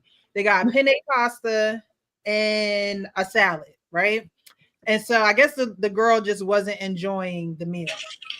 Well, that boy was laying into her. Okay. He was like, we're driving back to Boston. I'm not stopping nowhere else to get nothing to eat. If you don't get nothing to eat here, I don't know what you're going to eat. He like laid it down like that, right? So I was like, yes, you better put your foot down. Get something to eat from here. He said he ain't stopping. He said he ain't stopping, right? Right. Thought all was cool. So then she proceeds to walk away. And then all the strongness just left his body. He's like, where are you going? Right? So then she comes walking back. And he's like, so now he's breaking down. Like he's breaking down that tough exterior of we ain't stopping. We driving to Boston after this. Da da da da. And I'm like, see, he should have kept his foot. He should have kept his foot on the gas. We're not, because I could tell he was breaking down. I could tell he was feeling bad. But you're right. You're somewhere where if you wanted something else, he didn't say she couldn't get anything else, right? But because she walked away, she was sad, she was da-da-da-da. Now he's placating into her feelings. And I'm not saying that men shouldn't be considerate of their women and who they're with, because consideration goes a long way, right? But her as a young woman is only seeing we're in a mall and she's probably like, oh, well, I could go to any other store in this mall, any other eatery. But the fact of the matter was you were sitting at a counter somewhere where you could have ate and got something else. And so that's how women kind of draw men to their side, where it's like if a man put his foot down, that's what it is. I don't know. I come from a household when my dad put his foot down, that's what it was. There was no, oh, well, I'm gonna go do what I want to do. You remember that woman who had to go get coffee and then missed her plane, her and her husband, because they was going to go see the stepdaughter. It's like his daughter, but her stepdaughter. It's like I feel as though if a man feels a certain type of way about something, and look, it seems though they had plans, they're going back to Boston, they don't probably want to hit traffic, all that good stuff. He has a reason. You know, they said there's a method to my madness. If a man has a method to his madness, it's not for a woman to step in between that. It's not for her to be like, yeah, but I want to do this and yeah, I want to do that. That's where the I want you to please me comes in from the woman to the man. Like, oh, now I want you to do what pleases me, when a man is trying to do what because it wasn't just them two, it was other people with them. Now she wants him to do what she want to do for the betterment of her, when she's not looking at the full picture. She's not looking at the whole picture of, we got to get a group of people back to Boston. It's not just me and you. And you could have got something else, taken it to go. You didn't have to sit there and eat it. But I'm seeing this interaction and I'm like, again, I was feeling good for the brother at first. Then I'm like, oh. Well, Precious, you know how rare it is for a man to stand on his square like that. Unfortunately, that shit's rare. Men, I have to say on your channel, and I'm gonna use the word, men are pussies when it comes to women. Uh-oh. I mean, for the most part. I mean, it takes a man, it takes a experience for a man to actually tell a lady, you know what? I don't care how good your box is. You can go take it and go into the sewer for all I care. I'm not acquiescing. It's not that easy. You know why? Because men don't have access to sex like women do. We don't. I mean, everybody keeps thinking, men, because your guys looking at the top 20% who could bang out anybody they want. Most men being able to have a sexual encounter with a woman is a rarity for a lot of men. And a lot of women don't want to understand that. That's where we get it wrong. We are not women. You guys have the magic elixir, whether you misuse it or not, that's another story. But men don't have that kind of access. So when they find a woman who's interested in them, and whether it's a close relationship or not, they are very reticent to let that shit go because they know what it takes to get a woman in that position. And so they don't. So we acquiesce to a lot of bullshit. So it takes a lot of experience for a man to say, you know what, I'll go on the desert and have a spider jerk me off before I talk to you again. And most men can't do that. Yeah, I'm telling you. Not a spider. Yeah, with all 8 legs. Yeah. So all I'm just trying to say, men, so this is where women get it wrong for men, because here's where women think men are like women, because they're looking at the top 10% who have access to a lot of women. But 90% of the men, they don't have it like that. They just don't. So when a woman challenges a man, he's folding like a cheap suit. Or like a cheap suit. I mean, you guys tell me if I'm wrong. I mean, I'm not talking about y'all, of course. Not y'all. But Ferg, like, you absolutely wrong. No, I ain't looking at no spider. We ain't talking about you, light skinned Ferg. We're talking no. Listen. Arpay has a way of telling his stories. I agree with him in a sense as far as men having the understanding that they understand that by large we're not going to have a plethora of opportunities for that situation with a woman. We know that. Listen, for the man, the easiest way to get over your confidence, accept you're ugly. Understand that you're ugly to some women. Understand and move accordingly. Learn how to talk. It'll make the game easier. Because then but that's just me. I'm ugly sometimes to some women. But anyway, to some extent he's right. But again, this goes into the confidence of a man who's not being told information by a man and a woman. Because I think Priscilla would make a great coach for boys. I think if she coached boys, they'll win championships. I don't know what sport. Because she's going to tell them some ugly truths on both sides. She's going to do that. She's going to let them know sometimes men ain't nothing and sometimes women ain't nothing. So to me, talking to adults, I think her message is sort of, that's why it seems like it gets watered down because she's made the immediate switch. Right. Mm-hmm. She's made the media switch. Like, hold up, not even in the spring, summer, you was all. She went through that dramatic relationship. Turned out one woman who women they go through these things. I want to experiment. See, they trying to experiment in their 20s and 30s and shit. That's too damn low. That's too late. But they educated, they still experimenting and didn't even understand science when they took it. But that's just me and my understanding. But the pain is right. It's still the spider in the desert for me. But I think, man, for him to make that statement, that makes me think, one, he's really not her man. He's really not her man. He just came up for the trip. Because if a guy is with a woman and he's that type of guy, I don't have to say it out loud that this is what we're going to do. Right. I done already discussed that with her over in the corner. Like, look, this is what we get ready to do. Yeah, We're gonna get something to eat.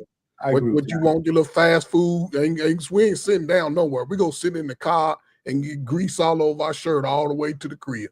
We're gonna stop a couple 100 miles, go to the bathroom, wash up, stretch our legs, then we getting home before that sun gets set. If I can do that. Other than that, I ain't got time to be sitting trying to look cute Take that damn wig off, put that in the suitcase so we can ride. That's just me, though. And that depends on the age and the experience, though. That's Like right. a younger dude, you know, in early 20s, you know, just He can get embracing a relationship. He gonna, soon as she get up and move, he gonna be doing exactly what Precious said. He gonna, hold on, baby, where you going? He gonna be baby pleasing her ass back to that table. He was So so quick. game. I was like, yes. That dude was in his 30s. You let her That's check why on his men blood. gotta train young men to act like that early They on. don't want to listen. They Hey. don't want to listen.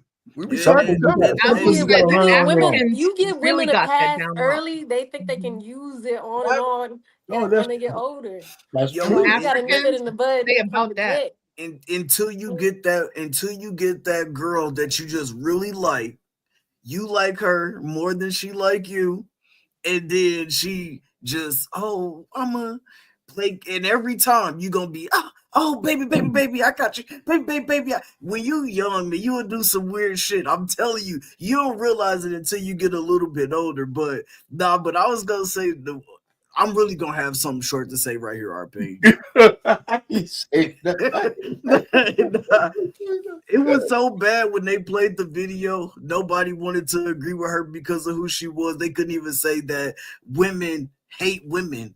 You know what I'm saying? And how many times have y'all seen online where women say, "I don't have women friends. I can't stand girls. That's why I be hanging out with all the niggas. That's why I got all these dudes around me and shit like that." Come on, I mean, y'all could have at least gave her that. You know what I'm saying? And bare minimum. That's a short story right there. RP. Well, let me just add real quick. Let me add just real quick. I'm gonna really be real quick. quick. Real quick. Hey, here's what I think about men, right? You can't really convince a man about the woman that he's smitten by. But I did put, like I did that AI thing, right? I wrote this thing about men. All men have to go through their stupid time. No matter what you're gonna do, we gotta go through being stupid before we understand what's wrong. You can't convince us otherwise. If we're smitten with a woman, we're gonna go down fighting until she burns the shit out of us. And then we'll learn that in the future, it's just true, you know, just like the whole Travis Hunter thing, right? Right. So you know about the AI music I did. I got you saw it on Instagram. All men have to go through their stupid time. And it's as simple as that. And I learned that early on. So once we get past that, then we can be a little bit smart. It's the same with women. But yeah, but I'm not speaking for women. I think it's more important for men to get past that than for men's point of view. That's true. If we're gonna be leaders, you know, if your woman's stupid, if you're a good enough leader, you can smarten her ass up. You're right.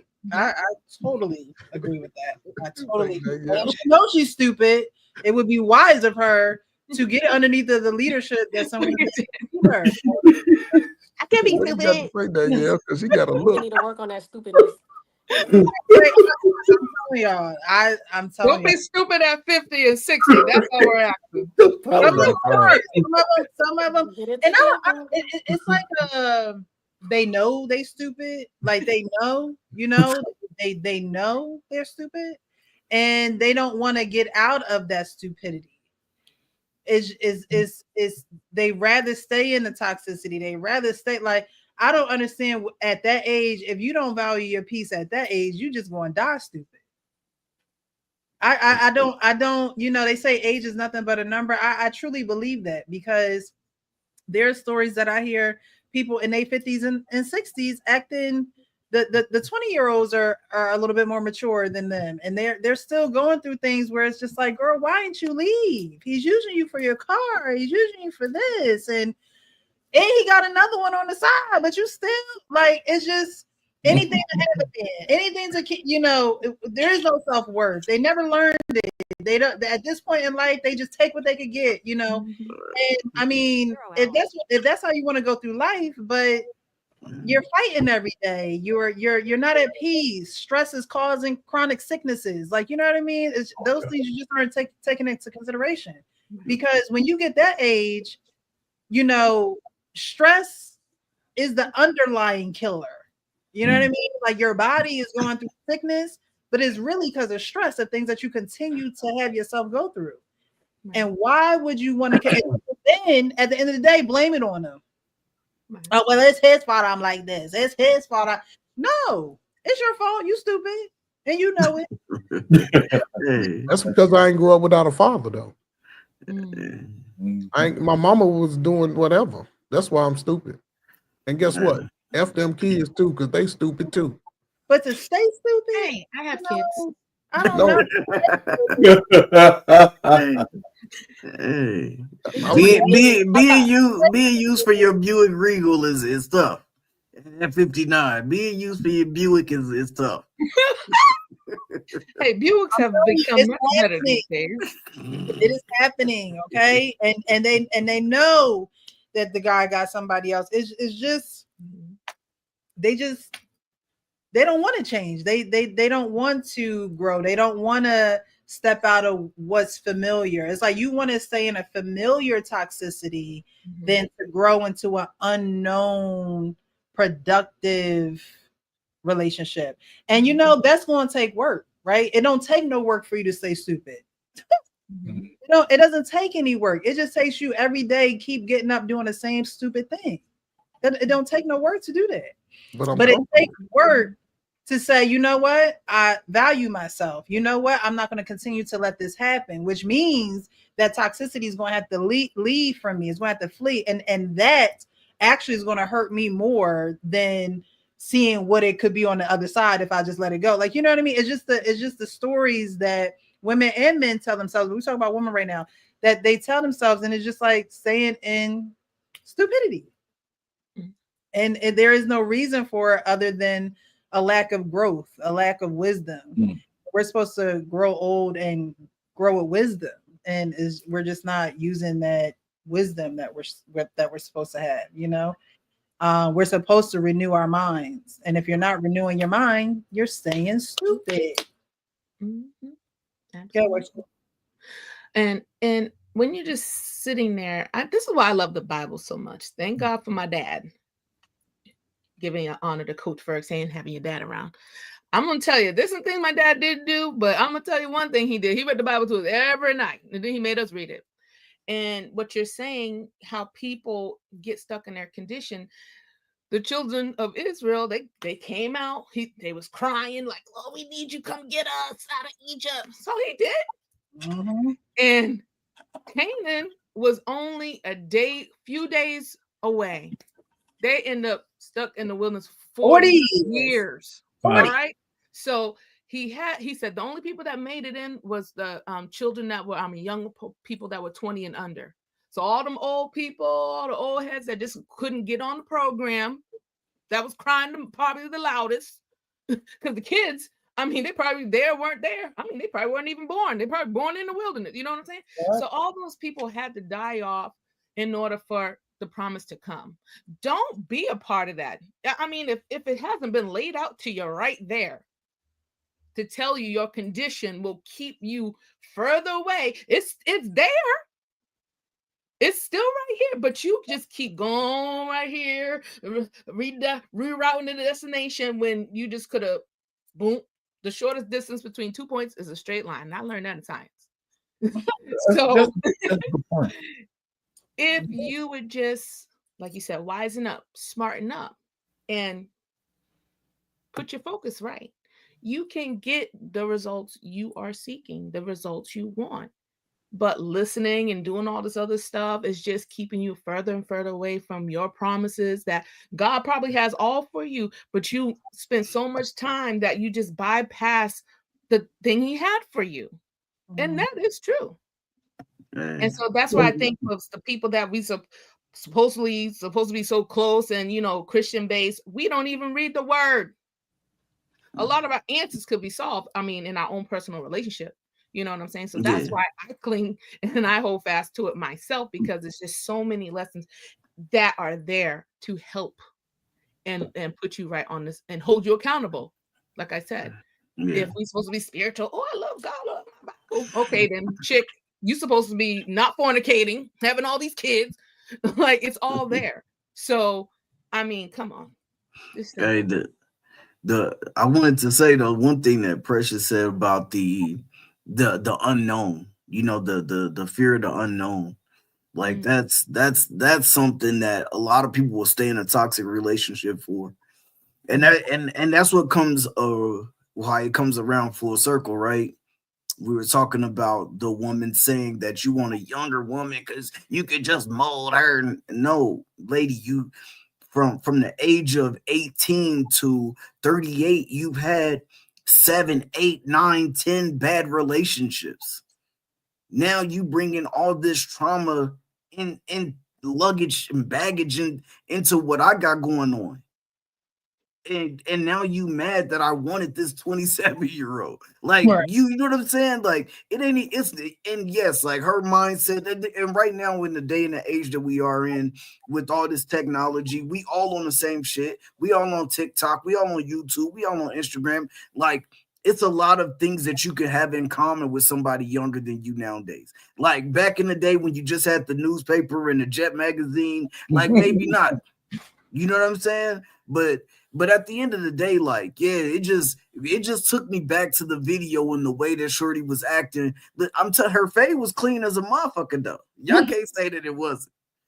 Fade was clean. I don't know who the barber was, but yo, she needs to tip that brother extra pause. Yeah, shit. You know, hey, listen, you're right, Tope, but while my school, you also said something that's biblical, right? I believe that we have lost generations in the Black community. I don't think there's no coming back from where we are right now. There's no fixing it. There is a new generation and a new combination of us has to happen. And I think I don't want to make it political, but what I'm saying is the mindset. We were on the Shackles plantation, but we're still on the plantation right now. And we've been so programmed. And the programming keeps us apart from each other. Where there's no other community where the Black man and the Black woman, we're enemies. That's not the same thing in the Hispanic community. That's not the same thing. And I'm not saying all of us are enemies, but we all know that we have an adversarial relationship in mass, big enough that it makes a difference. Big enough that most of our women are going to reach 40, 50 without being without having a companion. I worry about my daughters about that because women are having children, right, without husbands, and they're advocating for that, right? Advocating for not having a man, not just doing it because they're horny and having sex. They're actually advocating I can have children without a man because his influence doesn't matter. That's just demonic, okay? That's number one. Number two is that we understand, we already see the receipts of that because a woman can't raise a boy, and actually she can't raise a girl without a father in his life because that part is missing. Now, it's not, forget about there's all kinds of reasons. There's deadbeats in this. If you do the statistics, and a lot of people don't want to do the statistics. Most men want to be in their kids' lives. Most men want to be in their kids' lives. And the big impediment is this thing about child alienation that is prevalent. Nobody wants to talk about. So the fact is, all I'm just trying to say is, I don't know how we fix it. We can't fix that. Right? When I'm an advocate, I have a couple of things talking about, listen, if you want to have a man, you should be intentional about being married. I don't know how much vilification I get on these YouTube streets. You're an old fossil. You might as well, you don't know what the hell you're talking about. I said, well, I don't care about how to date, but I can tell you how to be married. I can tell you how to be married. Now, I think it really starts, and I'm going to say it right here. I think when you find a woman and a man who actually wants marriage, then that's where the conversation should start. Because then the conversation is elevated. We ain't talking about just hooking up. We ain't talking about just shacking up. We're talking about, hey, listen, if we're going to be together, can we work towards being married? Then we do the things to find out whether we're compatible with each other. And if not, then we move on, right? And it takes a lot less time as opposed to trying to do this boyfriend girlfriend thing, which is really just bullshit these days. Because relationships these days are really just glorified situationships. Because the back door is wide open, you know. So I don't know how we fix that. We got lost generations. I worry about my daughters because they're part of this whole thing, even though they don't act like that because they're still under my covering. I'll sit down here, go to my grave. My daughters ain't no goddamn 304s. Right? I know that. I know that. I mean, it's not just I know that, but they still have to compete to find men who might want to marry them. Man, I'm glad you said that. I'm glad you said something about competition, man, because you know, the crazy part about it is when we have conversations like this and just certain things come up, I don't understand why people feel like they don't have to compete in this dating market. Yeah. Like that. So back to the damn clip. That's what the lady who led into that said. She said, I'm me as an older woman, I shouldn't have to compete for that man because I just want, you know, like, if you like me, you should just want me. We all compete, man. Like every day we compete. Like you can't tell me it's not one woman in this world who don't go out every day and it's not somebody trying to say, hey, even at the gas station, that's where y'all get hollered at the most. You go to the gas station and somebody stand outside, hey, shorty, hey, mama, come here. Like so yeah. We don't pump our gas in Jersey. We don't pump our gas in Jersey. And it's so crazy. And I agree with Frank. Because it's like these women also move to the biggest cities like Miami, LA, New York, where the competition is 10 times, and they still think men are just gonna flock to their feet. It's like, no, I live in Los Angeles. I'm like, the women think, you know, the top pick of men are here. I'm like, yeah, but the top pick of women are competing with those top pick of men. And I hate to say it, your mediocre self was coming over here thinking you're gonna grab him without putting in any work or anything. It's like the delusion is in. Women believe that because they hypergamy is off the charts. It's about them. Hey, not just that, because they mistake having been like somebody want to have sex with them as a relationship. But here's the problem with that again. I think all women know that they must compete, but women understand their track record too. Yeah. They understand how they've lived up into that point where they want to change. Ain't nobody erase your life. Ain't nobody out here like, oh, I don't remember nothing. We remember all that shit. However, once they commit to it, like she said, and this is where women shame other women. First thing she was saying, these younger girls don't know nothing. What you talking about? They don't know nothing. So you should want somebody like me with broad shoulders that'll fight you. But no. But I also think with men who have worked to get to that space, when it comes to women, they start looking at like, now I know I can't move reckless like I would have in my 20s with the women. Some guys been doing it since they were 20. So by the time you get 35, a woman is like, oh man, shit, I don't even want no woman. I'd rather just, you know, pick and choose when I'm ready to pick and choose. The game can switch. But man, a lot of men, we don't have that access early. Women do, because most black women get pregnant before they age 20. They're in their teens, high school, or just barely out of high school. 24. See what I'm saying? But and the numbers are changing now because again, the younger women are getting the message, say, the hell with the ninjas. You don't need no man. However, they got horny just like mama did. And mama ain't gave no information on how to move different. And as long as they can get that little check, then the kid can move however they want to. Once them resources run out, that's where the problems come in. But that's also where the disconnect from the father is too. Women know exactly what they're doing when they speak to that capacity. I believe most women know. But again, they know men like them. But that's why we sit there and have these conversations when we want black women by default. We don't really want nothing else. But as a man get to a certain age, he also understands he needs that peace too. Men have to be able to compartmentalize life. You can't bundle it all together. Most women bundle their whole life together. That's why a lot of them if you want to understand that type of woman you got, if you ever make it to her place, that's gonna tell you a lot about that woman. Because a lot of those places be scattered. It just be scattered.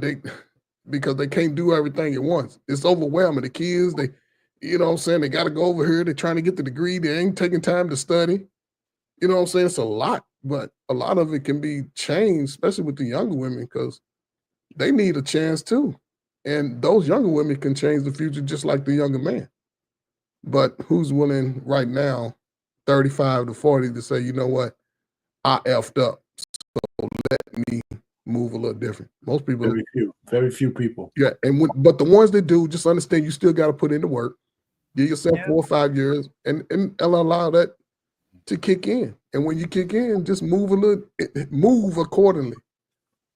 But don't move in fear. If you move in fear, it'll never work. Don't be afraid of hanging around the same people you hung around since you was 19. Be afraid of that shit. So. All right, so we're gonna move on to the final video. Okay. Saw this video yesterday or maybe today, and I thought it would be a great way to end this live. And I named this live, "This is what needs to happen in 2025."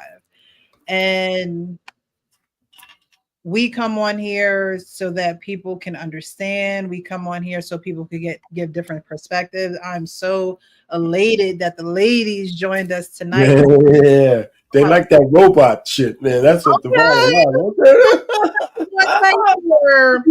Our robot to get the ladies on here, but I'm glad. I mean, that proved the men's point, because I was just blown out the water with that one. But I'm glad you're here. Anyway, definitely come back, Danielle. I have love having you here. Your perspective and the way that you think about relationships, you're definitely on the right track. So I commend you for that, because you don't hear a lot of young women talking the way that you talk, with, you know, such intellect and such understanding about the male and the female and how we operate in relationships. But I wanted to play this last video because as Wife School Podcast was saying, you know, how her dad kept scriptures with her and things of that nature. My dad's a deacon. I grew up in church. And so these things are just, you know, they say train up a child in the way they should go and they'll never depart from it. They might depart from it, but they know where to go. They know where to go back to. But in this video, the man is talking about the woman and his perspective of the woman. And I don't think that a lot of women have this perspective of themselves because of the day and age that we're in, because of technology, because of the, you know, knowledge era that we're in. A lot of women are taking those degrees and running with them. They're taking, you know, being the exec here or this certification and getting more and getting more and getting more and getting more, when really your role is really simplistic. And if you mastered the simplistic role, then you will get a lot more than you desire out of a man, rather than continuing to tell him that you don't need him, you don't want him, his role is not vital or not needed in your life. But without further ado, I'm gonna play this video and y'all get into it. I would like your interpretation or how you understand helpmeet. What does God mean by when he created Eve to be Adam's helpmeet? Because I feel as though if you're building a house and I come to help you, that means I have some of the same capacities to do what you do. Go. Here we go. If you can do it, I can do it. When an architect designs a house, it's usually just one. The only time help shows up is when the designs and the plans are approved. So when you think of helpmeet, what that means is that the design and the plans have been approved. So it's not that you can do it, I can do it. It's that I'm only here to help build what you already got in you. the design and the plan. So it's not that if you can do it, I can do it. No, that's not it. The help me means that everything that's within you, I come to help you build that. The problem is you want to be equal to the man in the say-so in the architectural design. But when you showed up, it was already there. What man you ever dealt with that wasn't a man when you met him? He might have still acted like a little boy, but he had man parts and you enjoyed it. So what that tells me is that you are more interested in trying to become the architect. If that's the case, build your own house. Build your own legacy. But it wasn't given to you in that way. God gave it to the man. It is the man's responsibility. And it is your responsibility to help him build that. This is why I say, women are always talking about, he got to take care of me, he got to take care of me. That's not right. It should be, you are responsible to help him take care of you. That is the correct way to do it. If you're looking for a man to take care of you, then you are one lazy behind woman. And you don't want to be held accountable or even be responsible for yourself. And I'm telling you the truth. Because when it's done appropriately, go and read Proverbs 31. And they use that scripture a lot for women's services, Women's Day stuff. I don't believe in all that. I really don't get into all that stuff. But they use it for that. But if you read it, everything this woman is doing is to help that man take care of her. That's all she's doing. But when you're looking for it from a different perspective, well, he got to take care of me, he got to do this for me, he got to do that for me. What is it that you are bringing to that's the question that they keep asking the woman. What are you bringing to the table? Your skill level or your ability to help him or him to build you is in you being able to help him build you. Because at the end of the day, when it's all said and done, the woman or the women in his life are the ones who ends up with everything he built. That's right. You're the ones who. That's right. That's absolutely right. That's fire. That's fire. That's right. And left no crumbs. Okay. Right. I mean, I got an anecdotal experience about that. That's absolutely right. He was fired. But it's really, really good. Anybody wants to go first, but since I'm so long-winded, I'll take up the rear after you guys exhaust yourself. You know what I'm saying? No, but it's really true. My wife, when I met her, she was working. She was making the same amount of money that I was making, just about. But I told her, I said, listen, everything that she had, I considered gravy. But what I told her was that since I'm paying the bills, I want you to invest your money in your 401k, or it was a 457 plan. I said, so, just put as much, you max that shit out. I'll pay the bills. We'll do this. And when it was time for us to buy a house, I used all her money when she retired, when I retired her, to pay for the down payment. So it's no tax shit on that. She signed the paperwork without question because she trusted me. But that's how she helped me. That's how she helped us. And she understood, right? And I've been paying a goddamn mortgage ever since, but still. So I can see the biblical principle because she's definitely been a help me. My job kept me out on the road for years. I'm retired now, but she had to hold it down for me, but she understood that I had to do all this so we could have the lifestyle we had when she didn't have to work. My kids understood that too because she let them know. So I'll just. That's so I agree with him. She didn't try to be the master, right? And then in return, now that we're in our golden age and shit, both in our 60s, she also understands that if I go first, her lifestyle is not going to change. So that's it. Frank, that's I didn't think I was that long. Give me a clock. I get you guys pontificating. I ain't put y'all on the clock. Anyway. Last time I'm going to be short, and it was about 8 minutes. It wasn't 8 minutes. It was like 4 minutes of gold. Okay. He said he was gonna go last this time and win first again. I just felt like get it off so y'all could go ahead and put all this shit that y'all want to know the rest of the time. He said, "I'm running this yellow light." Okay. It's called elder privilege. A little deference, man. That's all.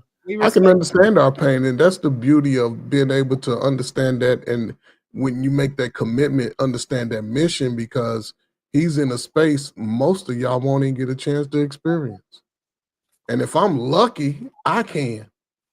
If I'm lucky to where, when me and my wife both retire and don't have to work, but I understand for myself, I was doing fine as a single guy. I was doing fine. Believe me, I ain't had no problem with the ladies. It wasn't a problem. It's just that me willing to put all my eggs in one basket with that one particular woman. And I had, I guess you could say a list, but I asked those questions of what I experienced in my own home and my own aunties. I had 6 aunties. My mother had 6 sisters. They all were married. So I needed that type of woman to have that similar experience. You didn't have to necessarily, but you had to have a family, background. Because I understand stupid cousins and,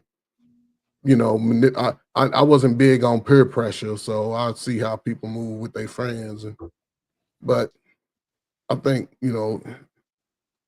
for myself, I've been able to accomplish more now that I've settled down. I wasn't moving from here to here, wasting gas, spending money, eat over here, don't eat over here.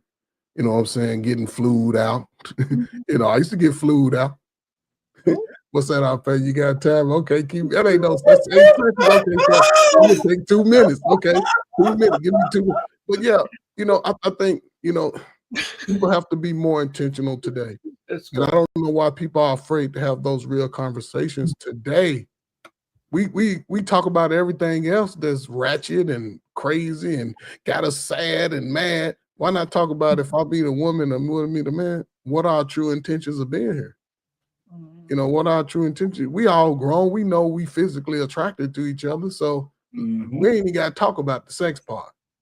That's right. I never talked about sex when I met a woman until she put me in that position. That wasn't my focus. I wanted to know if you had certain qualities. I need to know those type of things. I used to ask all kinds of crazy questions because I grew up with 6 women in the house. But I didn't hold it against the woman and she didn't like me. She just didn't like light-skinned, bald-headed dudes. And I'm saying that because when I shaved my head, my stock went up. When I had my little hair, I was good. I was in shape. I was in the military. I just graduated college. I was the man. But then once I shaved my head, it was over for y'all. Yeah. It was over. But I still was humble. I'm talking now because I'm old. I'm out the game. I don't qualify for not one woman out there, believe me. My wife has all my resources. If I go, she's good. If she go, she tell me I'm good.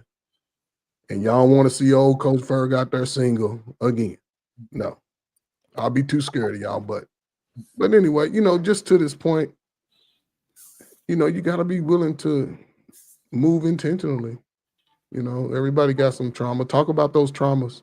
Have family meetings. I think it's real good to have a family meeting. Get some of those things out. Go to the children and say, hey, I'm thinking about this type of man. You got teenage children living at home. Ask them those questions before you just let Tyrone show up.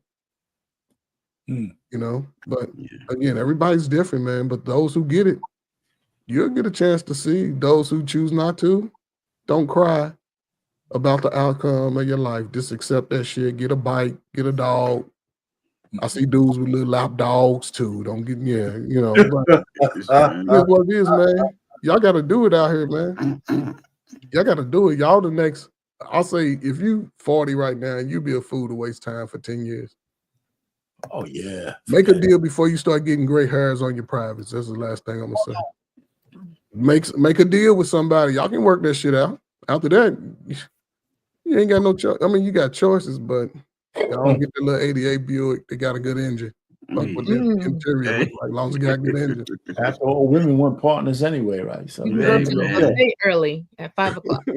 Hey. I wanted to ask a question that's scrolling. I'm gonna ask Danielle. Do you think are women willing to be helpers? According to what the young man in the video said, do you think that women are willing to be helpers?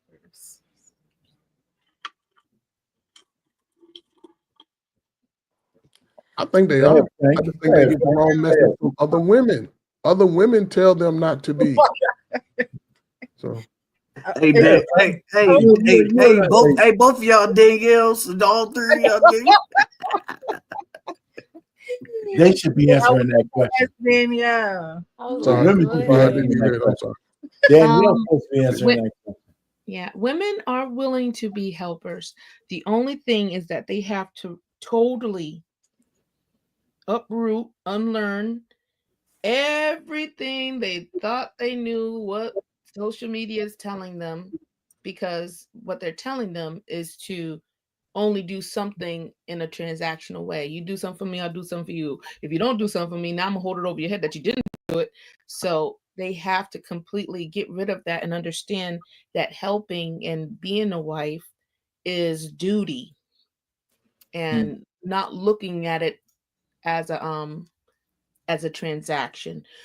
And I think we will be in a better place, and they'll be more agreeable and be like, okay, not a problem. It'll be not a problem, type of feel, as opposed to right now as what can you do for me type of thing, so that I will move.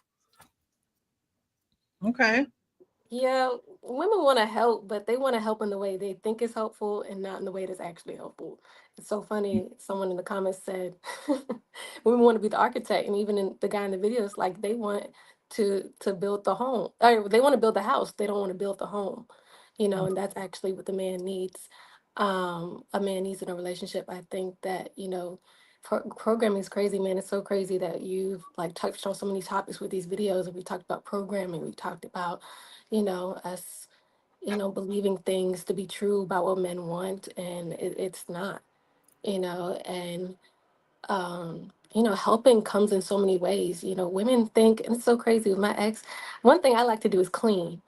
And so that's something he wasn't good at. And when I would just, pick up clothes, dirty clothes off the floor and wash them and wash the dishes, he'd be so grateful, because that's one thing Leslie had to do. He was on the computer a lot working.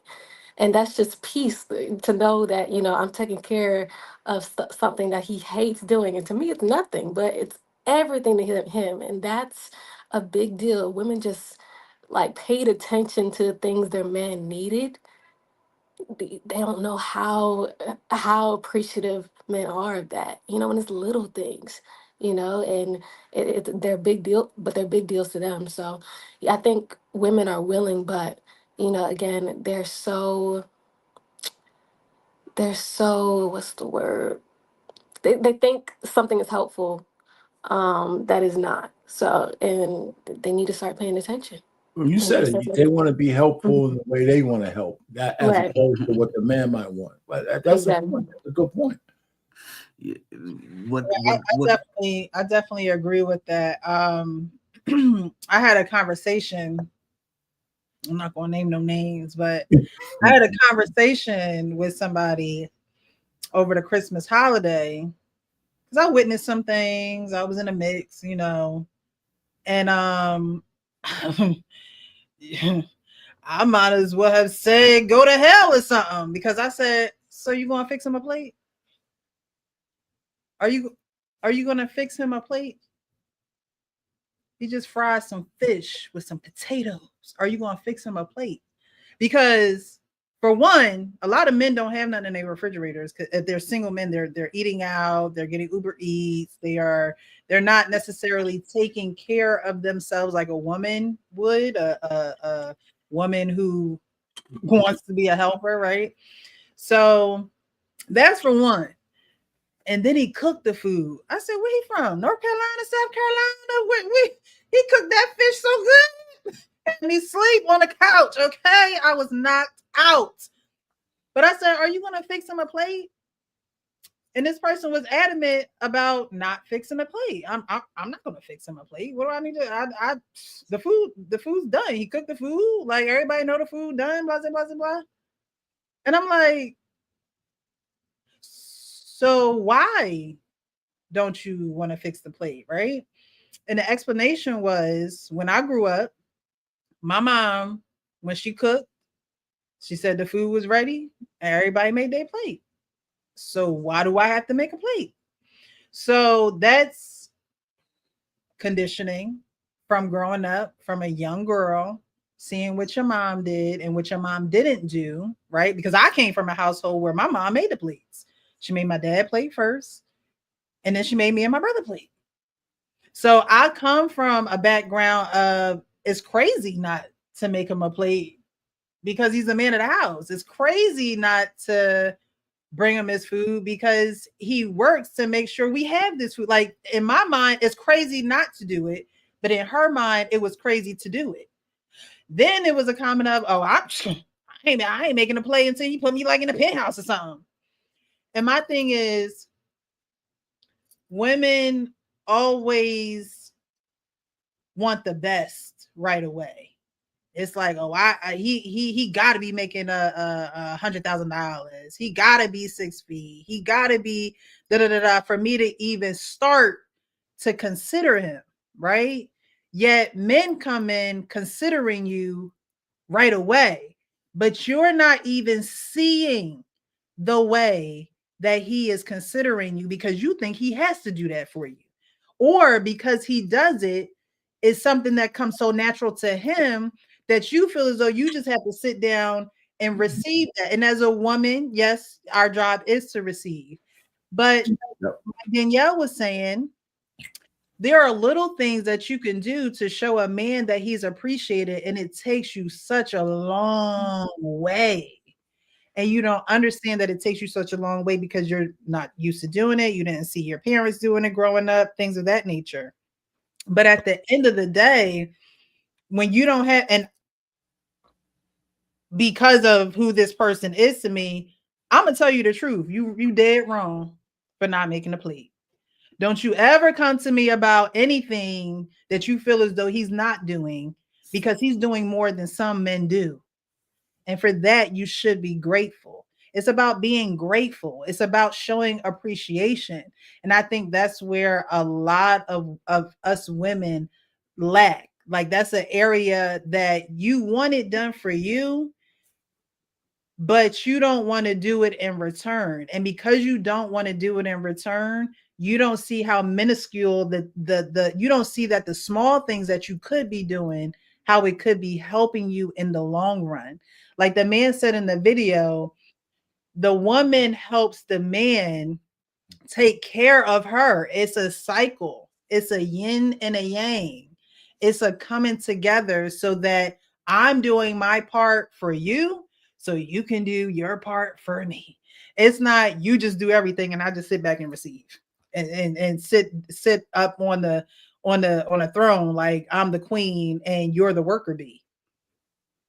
That's not how it goes. But if you don't see that growing up, or if that's what you're seeing growing up, or if some things have been tainted in your, and you've seen other things, because that's another thing that we didn't get into, that could be another show. But sometimes you have access to things in your childhood that you shouldn't have access to, and now it makes your vision of what relationships should be and things of that nature tainted. Because you like, oh, well, such and such cheated and they didn't show no remorse. And so now mama had to treat him this way because he wasn't faithful to the house and blah, blah, blah. But that was none of your business. What was going on in their marital affairs was none of your business. You should have stayed in the child's place until you was old enough to truly express your feelings. But children will take on those thoughts and those feelings if they have access to it, and create their own thoughts around what a relationship should be, how a woman should be treated, how a man should be treated. And so I love the video so much because this is a man saying, this is what a helpmeet is. You know how men ask women, well, what do you bring to the table? What he said is what a lot of women can bring to the table. It wasn't about money. It wasn't about your degrees. It wasn't about any of that. It was about who you should just simply be as a woman. And that's another thing. Women don't want to just be.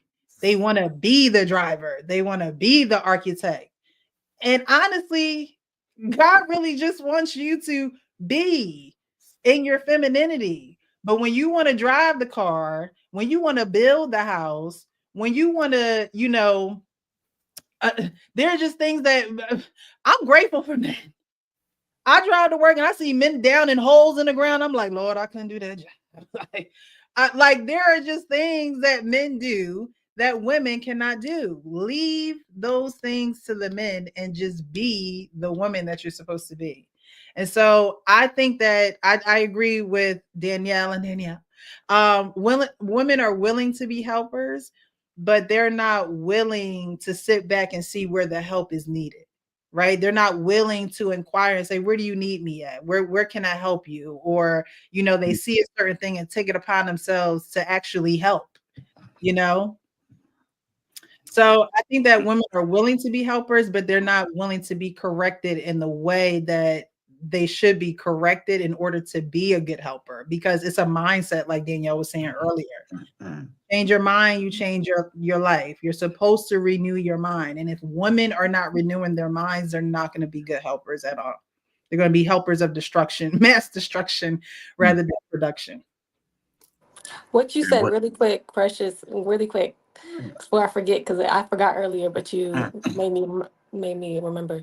Not only do women want to help build the house, but they want the house already built. They want, the finished product without putting any work in. And it's crazy. There was a football player, I don't remember his name, but he just got engaged to a snow buddy, right? And all these black women were upset. But then I went to this guy's Instagram post. Okay. Then I went to this guy's Instagram post after he proposed to her. And he said this woman been with them through thick and thin. Something crazy went on that he was like, she was there for me. The thing is, a lot of black women, I hate to say it, won't go through what that woman went through, and women, period. But, it seems like it's heavy in the black community that they want the finished product. They want the man that is on the field already and not have to go through the crazy stuff he went through, not being by a man's side when he's, going through sickness or dealing with a loss and stuff like that. So that's a whole nother thing too. It's like a helpmate. You gotta put in the work to get the results you want. A lot of women aren't willing to do that. So I just want to throw that in there. Absolutely. What I have to say about it, man, is first of all, that was just a great video. Like you talking about, hitting everything, hitting the nail on the head, man. That was that video. So many times you see a woman online or women online, Proverbs 31. Most of them don't even know what the hell they don't even know what it say. That's number one. They just seen somebody else say it. Know it's a good thing. So, okay, bet. A lot of women don't know what helpmeets are because they mama wasn't one. They didn't see their mama helping their dad. Most people come from single parent households in our black community. Like, we know that. So most people don't see a mama help. You see that mama being a strong, independent black woman, and that's what you want to grow up to be. And that's what make you not want to be a helpmeet. That's what make you want to I can't go through no struggle with you when you 20. We both 20. We both 20. What you mean? Why can't we go through this journey together and get to the top? Right. Oh no, I like older men because they already got it all together. Oh, you right. They might have it all together. You might be right. He financially stable, all that good stuff. But just imagine what we could do together. Like you talk from a long early age that you don't working with a man is not the thing to do. That's why in the hood, all the 14-year-old, 15-year-old girls was trying to date the doughboys. Like, you feel me? That didn't have nothing else to do and was still driving up to the school. You feel me? Y'all know they were still driving up to that high school. They had cars, and all the girls was like, "Oh, he got a car." Sick. Just being honest. I don't know what school y'all went to. I was there. Nah, but but the video was just spot on. Like, and I just don't feel like a lot of people know what those things are, man. Like, you know what I'm saying? Even growing up in church, and things like that, you a kid, you ain't paying attention. You ain't really understanding what the pastor is saying. So when he's saying help meeting, your mom ain't one, you ain't understanding. You sitting there, your grandma pinching you on the church, pinching you on the pew because you sleep. I ain't gonna receive that one. I ain't gonna receive that. Yo, but you know what?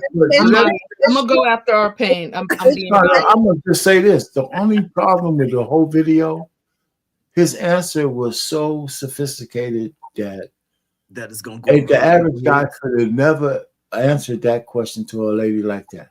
Oh no! And he was right on, but so that's why that's why I think a little bit of it was kind of planted for him to answer it the way he did. But the fact is that answer was right on, but it was so sophisticated that only a few people would get it. Right. But that's exactly how it's supposed to be. It really is. And we're so far away from those kind of relationships between black men and black women. And I specifically say black men and black women. It's because of the programming by design to keep us apart. Because I think some of that shit is just natural. I think some of the way we're supposed to behave together is a natural thing. And the propaganda and the programming that keeps us apart is heavy because that's the only way that it would work. I mean, it's from all angles. From legislation, from biological, from everything, environment, to keep us from one from another in order to break that natural bond. Because it kind of works on everybody, but for us, it's exasperated, and I don't know how to fix it. Right. So most people say to me, the only reason why I have a long-term marriage is because it was so long ago. Right. And now we're down to 30%. And the other thing is with women, and it sounds disparaging, but when 70% of black women have a kid by the time they're 26, that means for a man who's on his grind, who doesn't have any children, because it's down to 50% for men at the same age. If I want a wife, I have to actually be willing to take on extra shit. I shouldn't say it that way. Extra. No, you said it the right way. No. I don't want to say that. I don't really mean that. You have to take on extra stuff in order to vet the woman. You have to have her and her kid, and you have to have a relationship with her ex in order to have a cogent family with a stepkid. You can't do it without having a relationship with the father if he's still involved. I don't think that's fair. But the bottom line is, so what he said was a real good thing, but our community is in trouble. It's just in trouble. We can't even form good relationships because so much baggage is coming in. Because even the men, even if it's 50%, they might be coming to the relationship with a kid or several kids from several different women. So how does that work? So it's we're in dire straits. As simple as that. I'll end it there. Yeah, I'll be quick. That guy was excellent in the video, and he was very handsome. Sorry, I like all the guys, but yeah, all right, Frank. Yeah, I like all the guys. Oh, my bad. And I don't think there's nothing wrong with a person that has a finished product. The only thing that makes it bad is if you don't qualify that for that person, you just don't qualify. Sometimes that person may wait to get everything in their ducks in a row, and they can choose whoever they want. As Coach Ferg said, they got the pick of the litter. So if they choose this woman, our pain, I know you said it may not be ideal. Sometimes people do that. For what reason? That's their reason. They do get women, they have blended families. The kids aren't bad. The lady's nice. She just had a bad situation, but she may have had a good, You can history. make it work. You can make it work. Or it will be more ideal for him to start his own family, you know what I'm saying, and start fresh, and then he can put all these things and cultivate his traditions and establish things in his family with that willing, helping wife, you know what I'm saying? So I think if that woman is in that mindset, is in that motion and that behavior already, it makes her more identifiable to be a wife or to be chosen. So I just think a lot of women just need to get in the mode, in the behavior, and like I said, unlearn, everything. Like me in my situation, I'm divorced from my children's father. But even though that is my situation, as Precious said, I'm not contaminating my daughter. I'm not contaminating my sons. I don't say things that speak about him out of terms or degrade him in their eyesight or mind or program them subconsciously like, yeah, this dude's like work or whatever. No, nothing like that. I actually grab my daughter up and I say, hey, let's get in this kitchen, let's cook, let's bake, and talk to her about this is how you prepare a meal for your family. Or even on those days if you're feeling tired, like, make the plate, decorate it nice, put the rice in the cup and turn it over like you're in a restaurant, like make it fun, make it playful. Get your apron. I bought us some aprons. So I try to encourage her in the new ways I've learned, you know what I'm saying? Because a lot of us, as I love Precious hosting these panels, she tries to show us the honest things, the open things, the transparent things. A lot of us are broken trying to function, but we're in dysfunction. So there's a lot of things that we really do have to unlearn and not let that bypass us, let it stop with us, and encourage our children to do new things or encourage the next generation, don't do as I did. You know what I'm saying? So it takes a big person to really get rid of all that trash to make sure the next generation doesn't carry on any of that crap. You know what I'm saying? It takes a lot of work. Good evening, Sean. You came in. Sean, what's going on, man? What's going on? Happy New Year, everybody. Blessings, prosperity, and joy and wisdom for 2025 to all. I didn't see the video, but I will tap into the conversation and say that one of the things we collectively need to adjust is our desire for valuing money over everything. I think, and that's both genders, men and women, have a tendency to put that in such a high regard that everything else follows, and their actions also follow to receive that, and not saying that it's unnecessary, because obviously it is, but when you prioritize that over everything is where and why we have a lot of the dysfunction that we speak of, especially in our community. Because our desire and hope is to, a lot of single mothers, their quest is not to have a man of character, a man of virtue, a man of all of the identities that we specifically speak about here on these panels, but that major priority is to get help with their bills, or to get help with their struggles, or to get help with their stress. I hear a lot of people, a lot of women, especially in my generation, who speak of, all I want to be is happy, all I want to be is stress-free. And the question is, what is so stressful and why are you unhappy? And it usually is boiled down to their spending habits and or the finances that they don't have. They sometimes have degrees and put all of that energy into getting their degrees and their accolades, but they didn't put it into building their character, softening their heart and heart. And so therefore we have to deal with these things that they don't want to deal with. If they put as much energy, time, and effort into their relationship as they did into their quest for money, and again, this goes for both genders, we'll have a lot better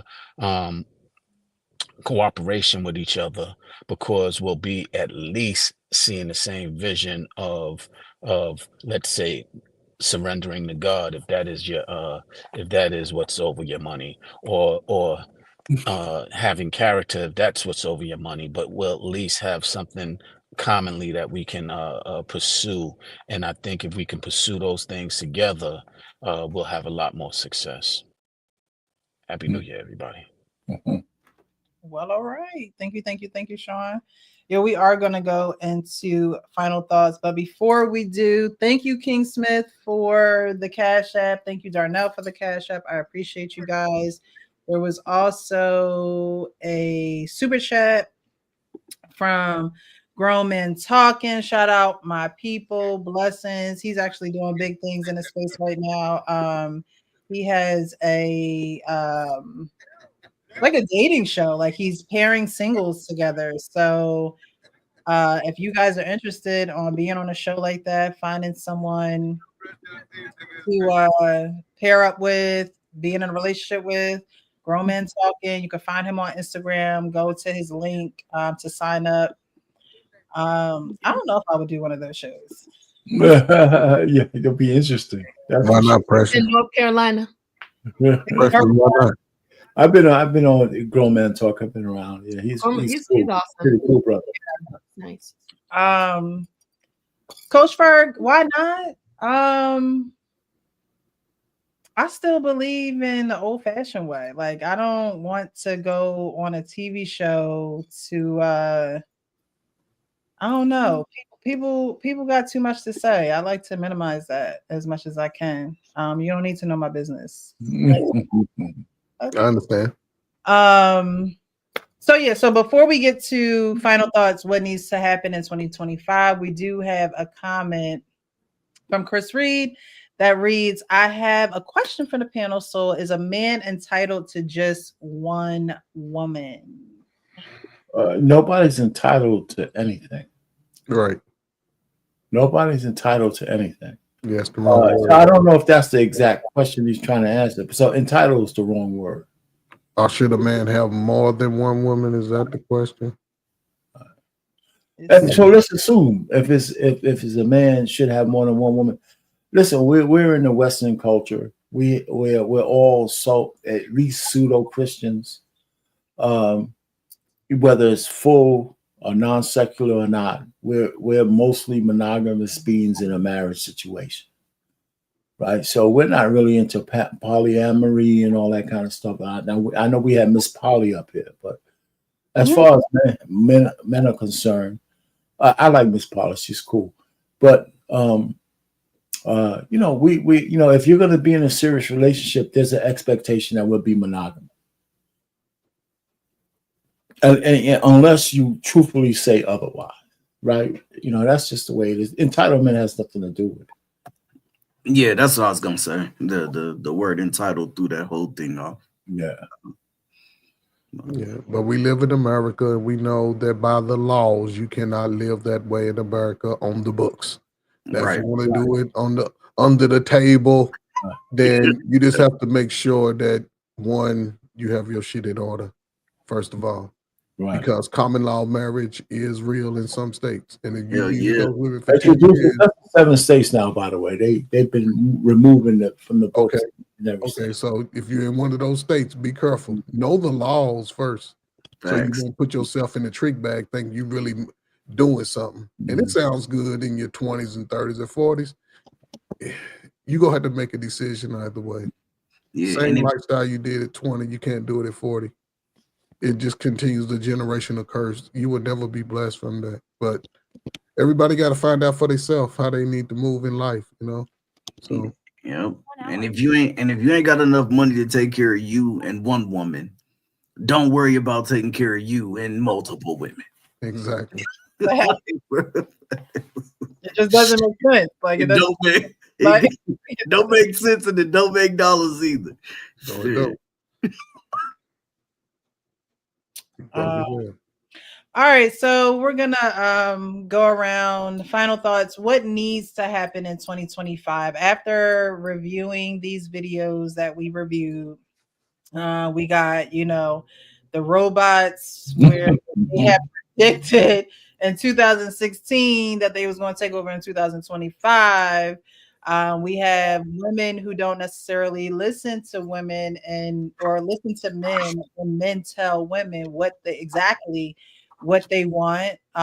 We also have the Queen Maker saying that, women want men to be women.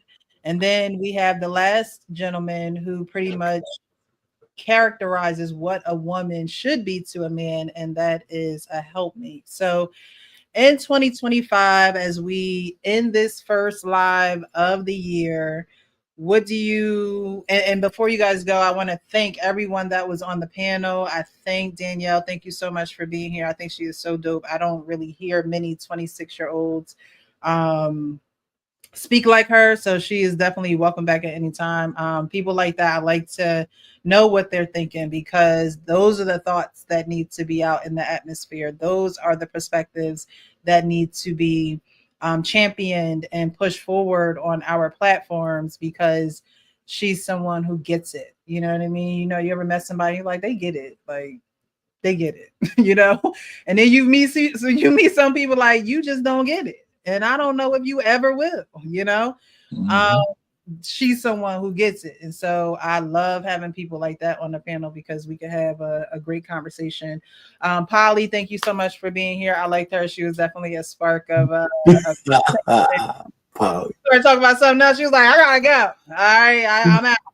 I appreciate you for being here and coming up on the panel.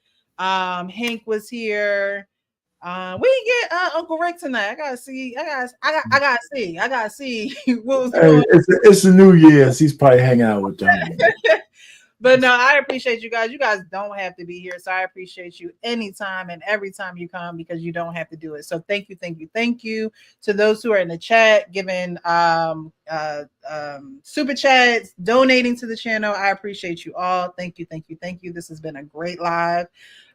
So we're going to go around final thoughts after reviewing the videos. What needs to happen in 2025? What do we need to tell the folks in 2025 that we probably already haven't said, but hey, we got to repeat ourselves sometimes. Who wants to start? As a matter of fact, we'll start with Arpain. Because he was gonna go last.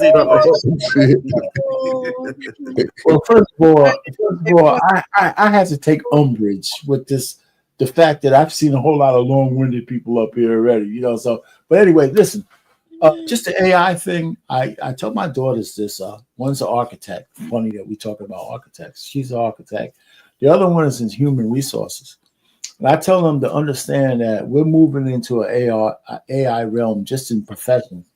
Make sure you're on top of all the game, right? Because your AI is going to play a part in everything we do,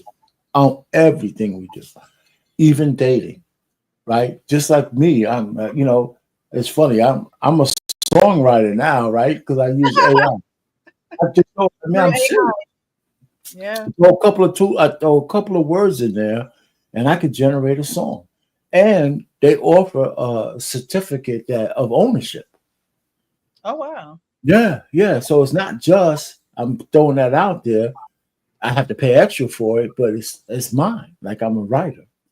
So it permeates everything. So the fact is, if we're talking about something physical like a robot, bots, sex bots, that thing has been in the making for a long time.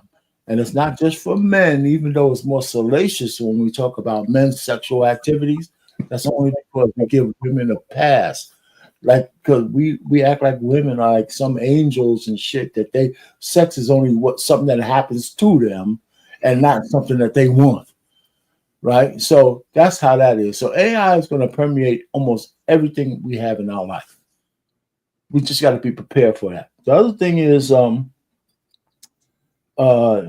guess the queen maker and whatever the hell she's talking about, what women want. Oh, all I'm just trying to say is, I think women have to come to grips with, one, men ain't women. Right. And if you want something from a man, you have to start thinking about what you want to give for the man you want. What position that you need to be in to attract the man you want to you. And I think that's up to women to understand. Because now the men are starting to have these airways and starting to talk to each other. Men are starting to say, you know what? Actually, yo, shit, man. I even know how to spell standards. 10 years ago, men didn't know how to spell it. You can come to me 800 pounds. You can come to me anyway.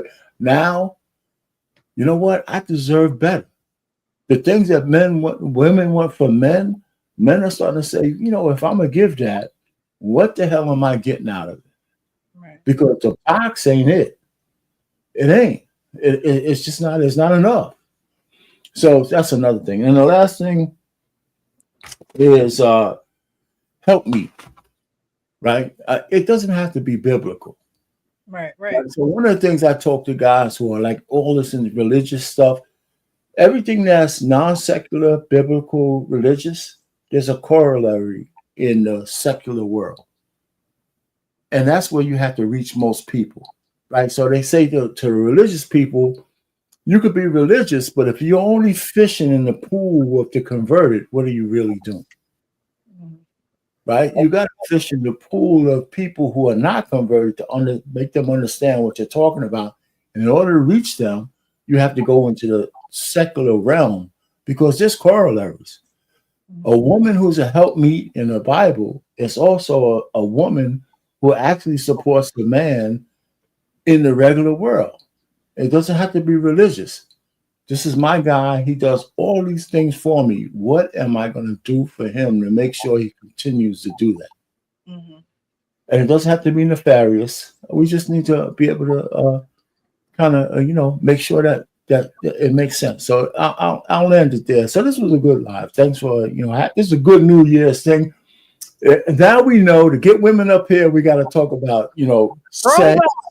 We got to talk about sex. That's all that kind of stuff. So we know the formula. Get the women up here and talk about sex. Anyway, hey, happy New Year's, everybody. Thank you, R-Pain. Happy New Cool, Year. brother. Yeah. I appreciate you. Thank you. 4 minutes and 13 seconds. I think. Don't worry, I'm gonna time you. I'm gonna time your ass too. I got my clock. I just wanted to get. Wife school. Final thoughts. What needs to happen in 2025? Well, a lot needs to happen in 2025. I think we aired out a lot of our differences mostly in 2024. So we had a whole election. We saw where people were politically. We seen, secrets come out. So we know that idolizing celebrity is not the way to go. Certain people in church and things. So it's just like, wow, where do we go from all the lies and things like that, So my opposition to R-Pain, I think people try to be so much like the world, we kind of lost our identity. You know what I'm saying? So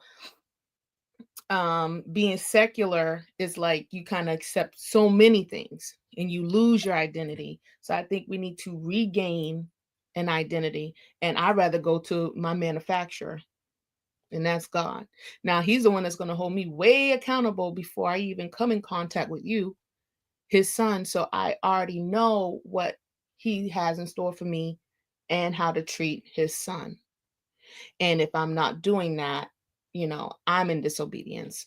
So I'm coming more from a spiritual aspect, that we do need, people need to take a sabbatical, take some time off, get a detox from a little bit of social media and what these, contaminations that's out there. Really see who you are as a person, not trying to be like a Shira 7, not trying to be like a Prince. You know what I'm saying? So we're followers. Who are you?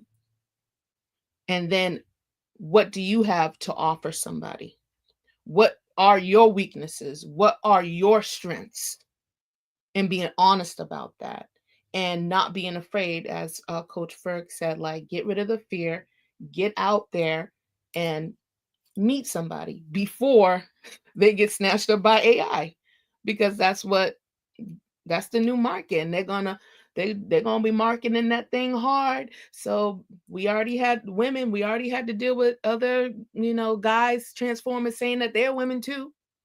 So the more that we're getting further and further away from who we are, our intended identity, it's going to be much harder. So we gotta kind of cut our losses and be realistic, think about time, respect time, and ask God to say, hey, give me faith to overcome the fear of getting out here and finding a spouse, and honoring you, so that we can exemplify what true relationship looks like. And it's not between a robot and a person.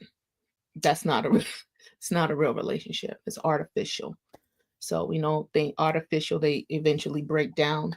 So let's be real, let's be authentic, and let's get back to who we are and what God says who we are before we lose who we are. Well said. Well said. Thank you so much for being here, Wife School. Always a pleasure to have you. Sean, I'm not sure if you're there, but if you'd like to give your final thoughts, you kind of gave one coming in, but I'm sure you got another one. So Yeah, you're right. What And in 2025? we need to stop talking and start doing. We have been doing a lot of talking in 2024. It started out with Cat Williams on Shay Shay, and it continued throughout the year, and it exposed a lot of things, and I'm grateful for that. Thank you, Lord.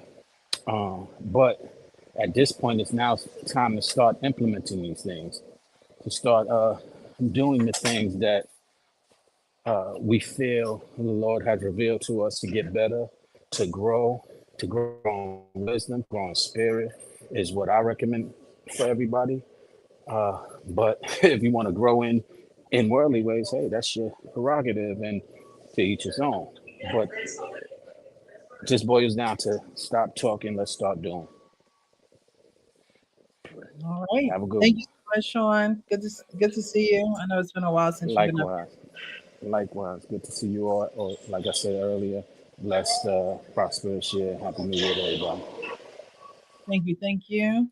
Coach Bird, final thoughts. What needs to happen in 2025? Again, happy 2025 to everybody. Hope y'all have a prosperous year. Keep your family safe.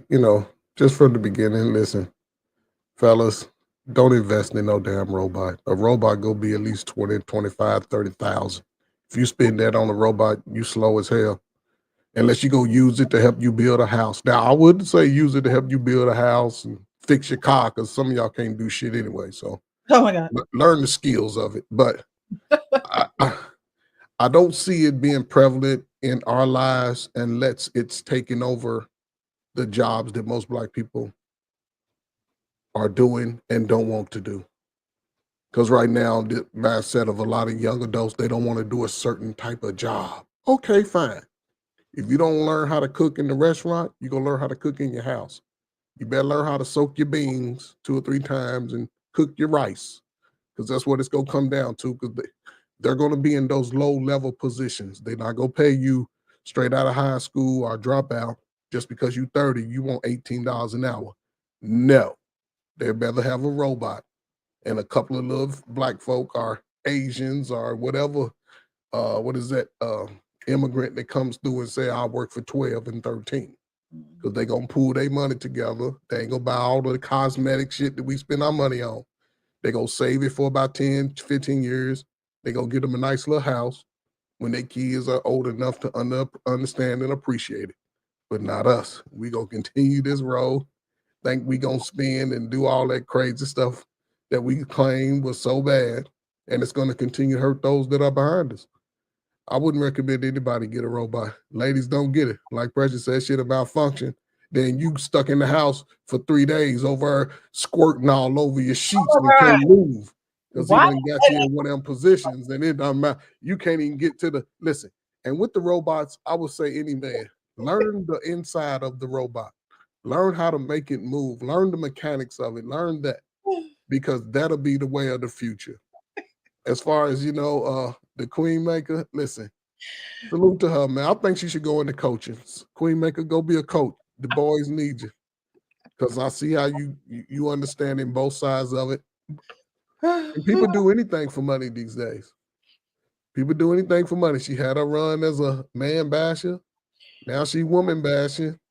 And eventually she gonna have to come with the real reality.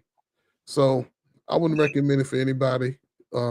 As when it comes to people, learn people for yourself. Stop taking people's word for it. Stop doing it. Stop doing it. Especially today. All lives have to be uncovered for your own life. Uncover your own lives and be willing to be open-minded about it, so it can help you grow and deal with other people outside of your slow-ass families. You got to get away from the mindset that everybody's like your aunties and uncles and your mamas and daddies. Not everybody moves like that. Thanks. And as far as the last one, I think, if a man that's on his purpose, that understands his masculinity, high value is different, but if you're in your masculinity, a woman will recognize that. You don't have to boast it. She'll recognize it, but you have to be intentional about what you will accept and what not accept. You can't say, no, we going straight home, and then she walk away. When she walks away, her ass better have her best shoes on to walk in. Walking. Because she going to have to keep walking. But all the way to boss. We do have simps among us, but if you got a friend that's a simp, you have to disconnect from him for a while. Let him fall and come back to you, because you can't coach him up. He's always going to be on the losing side of it. Let him fall there when he come back crawling and say, this is the way we're going to do it. Either do it my way or this is as far as our life journey goes. I mean, we are here.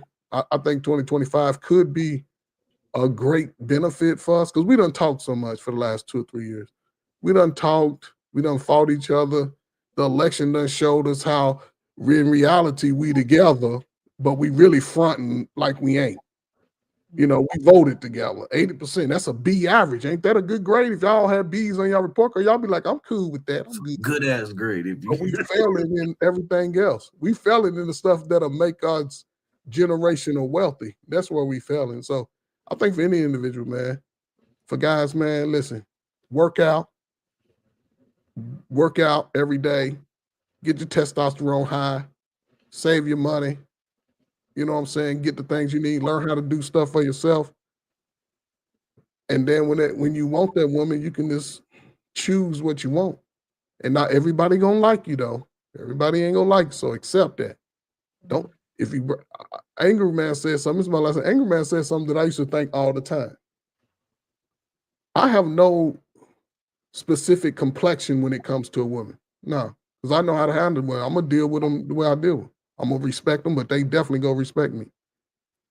But when I see dudes get with that light-skinned girl, they think that she is the ultimate everything, and they crash out over her. But they'll give a sister with some brown skin, they'll give her the blues, because they the ones that look like their mamas and cousins. They don't like them, but they want that lightest one, the one that'll really sleep with your friends and have low, saying she gonna give it up when you're on the road to your friends and and be playing Miss Goody Two Shoes, and she gonna show up at the finish line talking about, take care of me because I'm light skinned.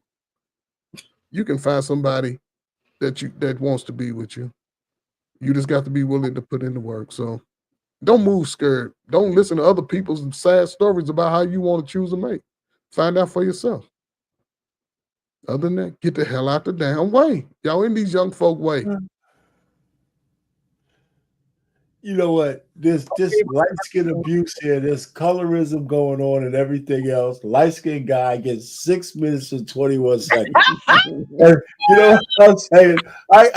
I'm older and shit.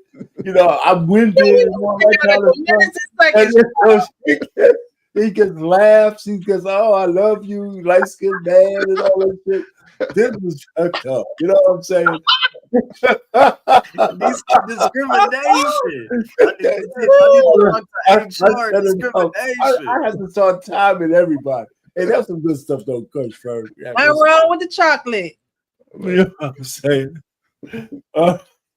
That's so funny shit. Dang, light skinned man got 6 minutes. So 6 minutes. While the dark skinned man He dug you fresh. 6 How- minutes. What do we label that now? The dark skinned brothers back. Timeism? What is that? Is that timeism now? Exactly. Timeism. Timeism. Thank you, Coach Ferg. It's always a pleasure having you here. I really appreciate you. Thank you, thank you, thank you. All right, champ. Yeah. Final thought. What needs to happen in 2020? Take us out, champ. Take us out. I mean, y'all already know it's 2025. We can leave a lot of shit in the past, man. Just is what it is. We got to get on one accord. That's number one. You know, we got to understand that men ain't women, women ain't men. We just think different. We do shit different. And it's okay. Once you get to the point of saying like, oh, that's what y'all, it's okay. Right. Like, oh, that's what y'all like. That's cool. Like, then shit'll be better. Rather than being over there, you know, but this is what they want.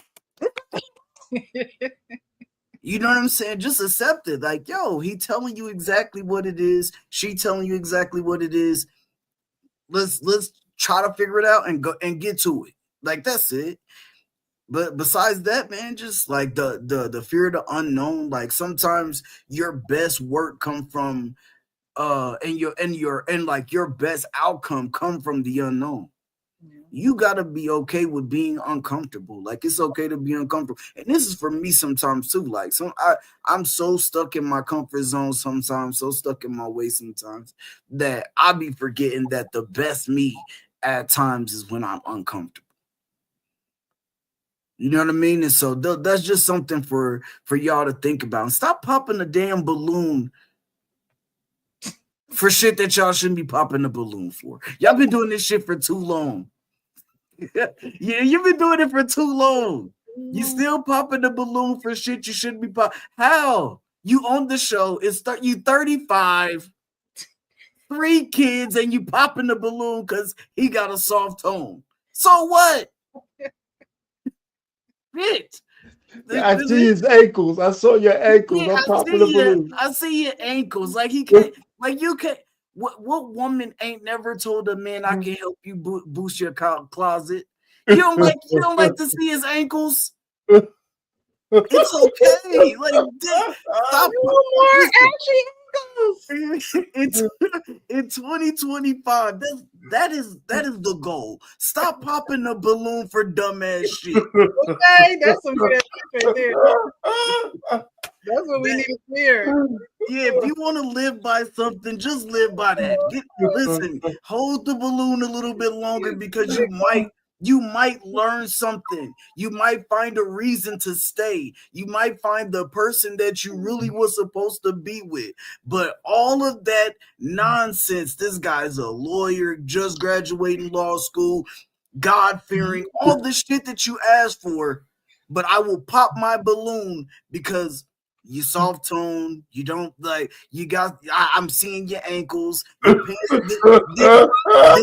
this outfit is too tight. All shit that you can change. And that's in life. Go for what you want. Stop popping the balloon on jobs just because you don't like it. Like, just because you don't like, find something before you go to the next spot. You at home, you ain't got a job, you're on unemployment for 6 months because you still looking for something. You ain't had no fallback plan. You popped the balloon too early. Oh, that's funny as hell, man. My bad, man. I don't want to preach.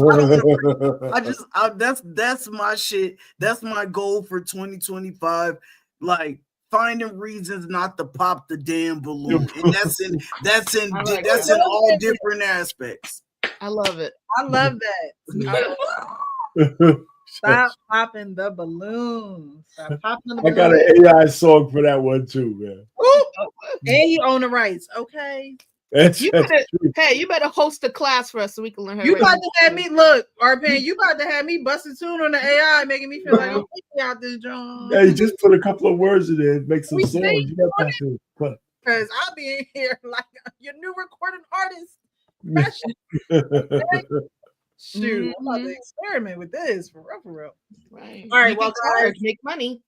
Come on. I know, right? Come on. That's how you use the AI, baby. Guys, thank you so much. My final thoughts. What needs to happen in 2025? So these videos, y'all already know I'm not doing a robot. Okay.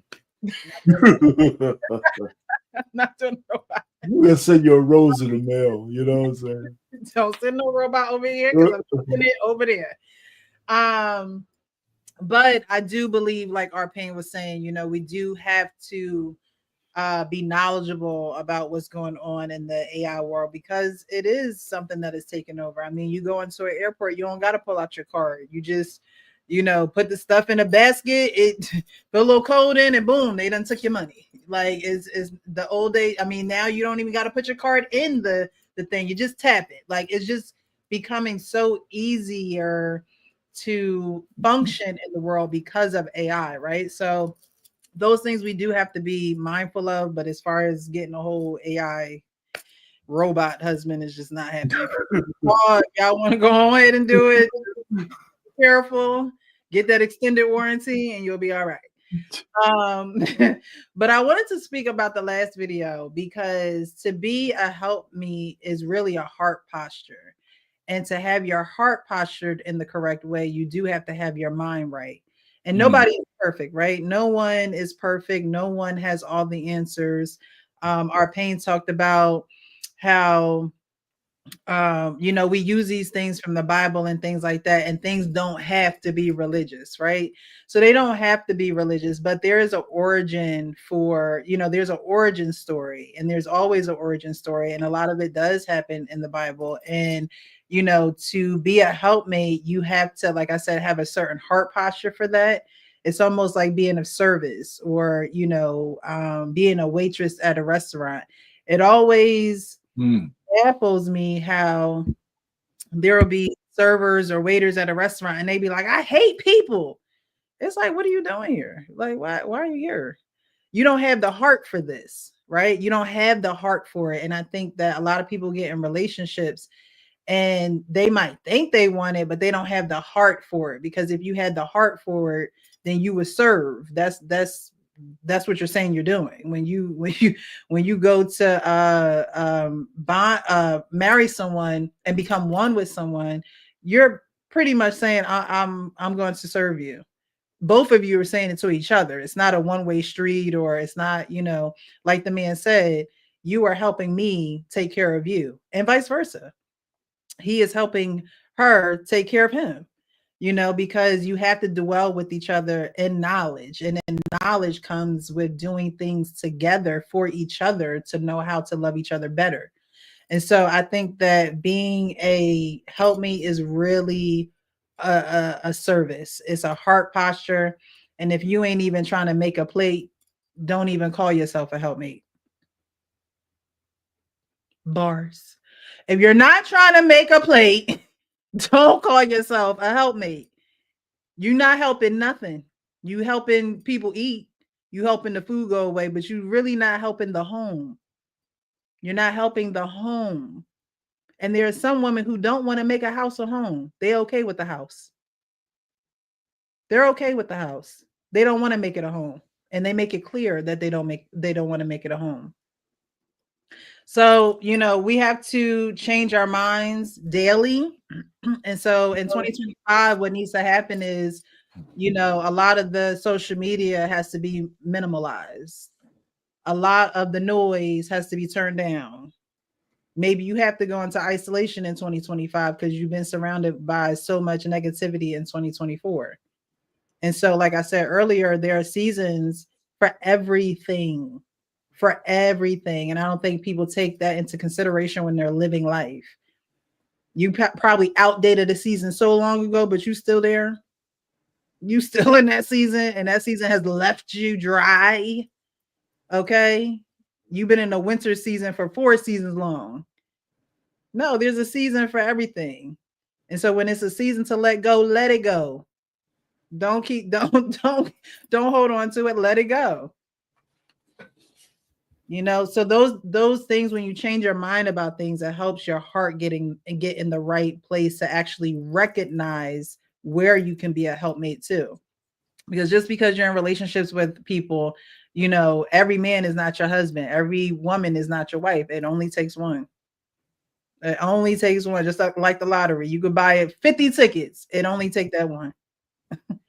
It only takes that one to make you a winner, you know. So we will be back. We will be back. Hey, great thing, Precious. Great. I mean, that whole plate thing is a metaphor. My wife, I have to tell her not to bring me food. Yeah. But even when we go out, I said, listen, you know, you want me to bring you something back? I said, I'm gonna go up there with you. You know what I'm saying? It's like I gotta like, hey, don't worry about it. I'm with you. I'm gonna get my own food. No matter where we are in the house, she's always just throwing the food. I said, you know what? You just think the way to my heart is through my stomach. That's why I'm so big. It's your fault. But anyway, but no, for sure, it's a metaphor. It's because it's a service metaphor for everything else that she does. Yes. So that's a good point. It makes something as simple as a plate. They're not going to help you with, you may have, you know, missed the hamper with your jeans. They're not going to pick the jeans up. You may have left the top off the toothpaste. They're not going to put the top on it, because in their mind, they're not helping you help them. They're helping you hinder them when you have to do something for them. That's the mindset that they have. And that's not the mindset that you should go with. If that's the mindset that you have going in, you're not going to have the heart posture to serve. You're going to have the heart posture to take. And you need to know when you're being taken from so much that you have nothing to give. Yeah. It's so funny because in return, I cook Sunday dinner a lot. See? A lot. I put videos out about it all the time. And you don't have to, but the fact that she does what she does help you do what you do. Yeah. And that's all it is. It's a yin and yang. Like I was telling the person I was talking to, it's like, this man don't have to cook for you. You know how many people who are in relationships, men say they are not touching a stove. They're not cooking anything. Yet you don't want to make a plate. I think that's very small. I think it's very easy to get in the kitchen and make a plate. But it's something that you're choosing not to do, which means you're choosing not to change your mind about it, which means your heart posture is going to stay in the winter season. You're never going to have a spring. You're never going to have a summer where things are blossoming in your life. Everything's going to always be dead, falling away, leaves falling away. So you got to go through them seasons if you truly want to be, you know, something, if you truly want to have something in return. So I appreciate you guys. Thank you. I believe this was a great first live for 2025. And thanks. Yes, that's pretty good. We will be back. I appreciate y'all. And y'all know what I say, keep it real with yourself so you can keep it real with everybody else. Happy birthday. All right. Happy New Year. Love is love.